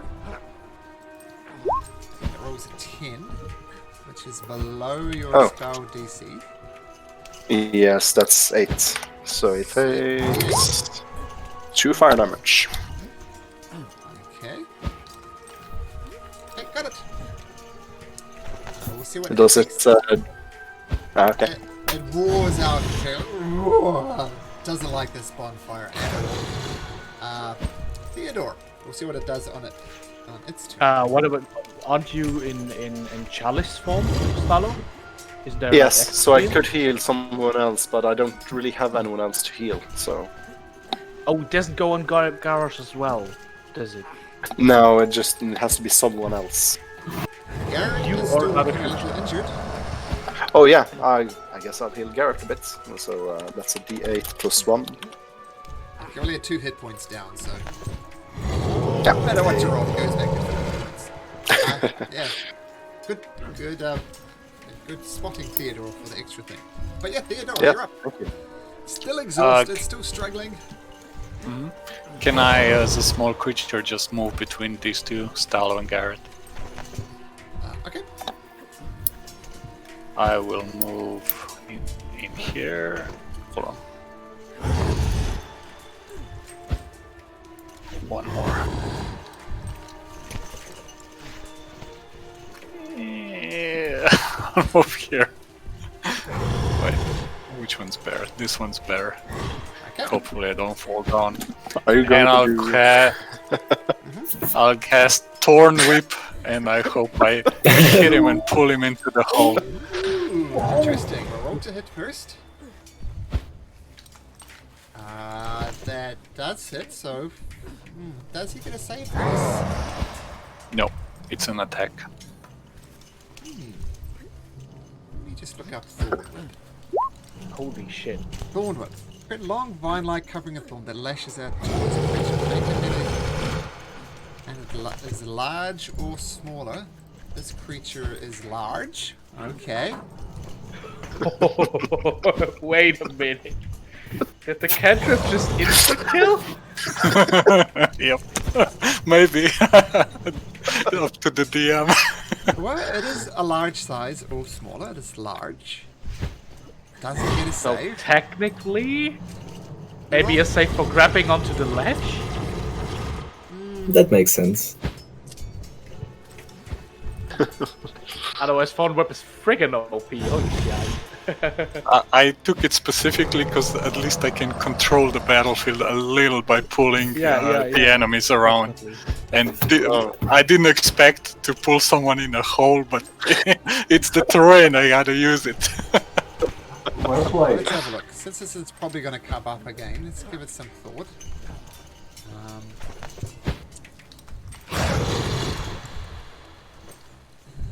Yeah, this is... I think if it deals more damage than intended, then the creature definitely should get a save. Yeah. I mean, you could also pull someone in a lava pit potentially and stuff like that. It seems a bit OP for a cantrip that you can Certainly. manipulate this way. So I'll tell you what, I'll give him a strength check versus your spell DC. Okay, that's And 14. Strength is +4. 11? It's 14. Yeah, 8d6 please, Theodore. Okay.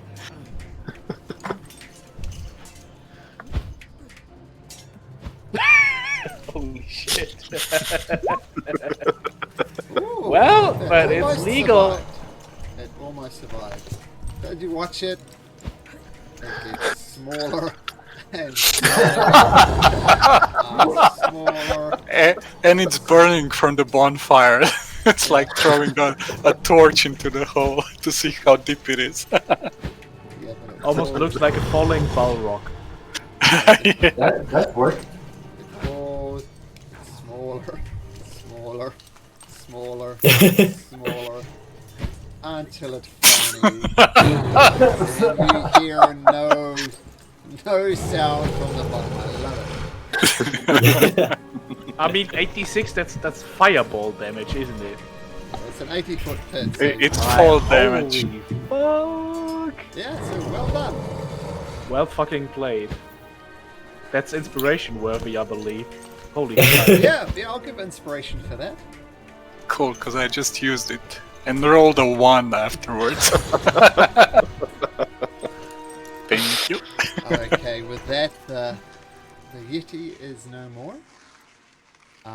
And Stax will just sprint around the corner to see how the young one is doing. What the young one is doing. Well, two things you notice. Feel free to drag yourself around there, because nothing's going to attack you. This tyke is cowering in the corner. It's not attacking. And as you come around this, you see a very, very exhausted halfling staggering its way down there. You suspect this is Perilu, the halfling, but it is very, very exhausted. So much so that it's just crawling along and it's a wreck. It's 3 levels of exhaustion. And you do see the Yeti tyke up there. This is where we're going to need to end it, though. I'm sorry, I do have kids to pick up from school. So that's where we'll pick it up, with the Yeti defeated, a Yeti tyke in the corner, and this halfling looking an absolute wreck, crawling its way out of the cave. And JD, Yes. this is it, huh? At least for now, I'd say. Okay. Certainly time to say goodbye for now. It's been a pleasure. I hope you enjoyed having me as well, at least a little bit. Oh, absolutely. I hope I wasn't too annoying. Semester is going like 3 months, so up to you, Malcolm. Definitely. You'll You be said more than you welcome wanted to come back. More than welcome. to use him as an NPC. I'll probably have Assuming him. that he would I'll probably have possibly him- leveling up, I might be able to join in later on, at least for like a period of 6 weeks or something like that. Sure. Sure. Yeah. Well, this campaign will last longer than 12 weeks. I mean, I think I can't remember the level you go up to, but it's 13, I think, something like that. That's Yeah, something. something. Yeah. So Yeah. it's a while to go. You're only second level. I But mean, it's been nice having you along. I think all of you guys have done. I enjoy playing with you guys. Some of the other groups, a lot of fun, but I think the way you guys role play and interact with something is pretty cool because you're adding a lot of depth to your character. And as a DM, really, thank you. I appreciate it. It's just good.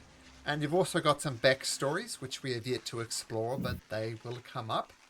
I know one of you have had a little bit of something revealed related to the backstory, but that character hasn't revealed anything about that, so I'm not going to say any more.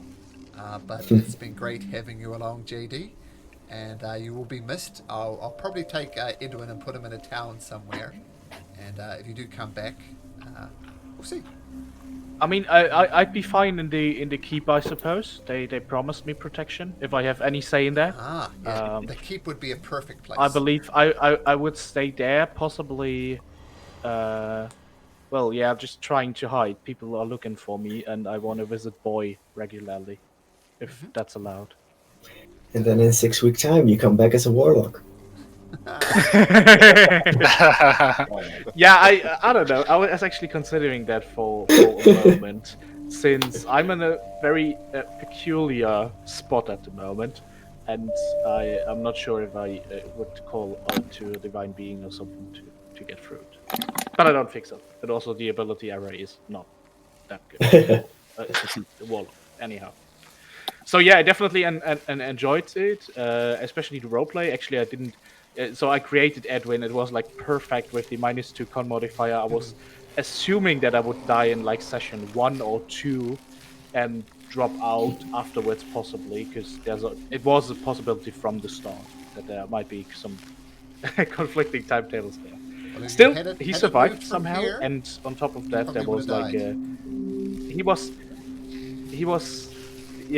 he was still kind of suicidal, I'd say, because it was just hopeless, and it still kind of is. I mean, you know what's going on, Malcolm. There's still something, and he has like only a few months if nothing happens. So let's see how much in-game time has passed when I'm able to join, and then we can decide whether or not he's dead. Otherwise, I might even be down to join in with a different PC if possible. I'm not sure if there's a free spot. I mean, you mentioned that it's kind of hard to find new players joining in. So if you're still having me in a few months, I'd love to. You'd be most welcome. Yeah. Okay. Definitely. Until then, you guys. Yeah. Wish you all the best. And You too, good luck. It's been lots Stay of fun, healthy. Adam. Oh, JD. Okay. Well, I got to dash and see my kids, but take care, JD, and we'll see the rest of you guys next week. see you Have around, fun. Malcolm. It's been a pleasure. See you, Aaron. Bye. Have fun, See you. JD. Thanks for the great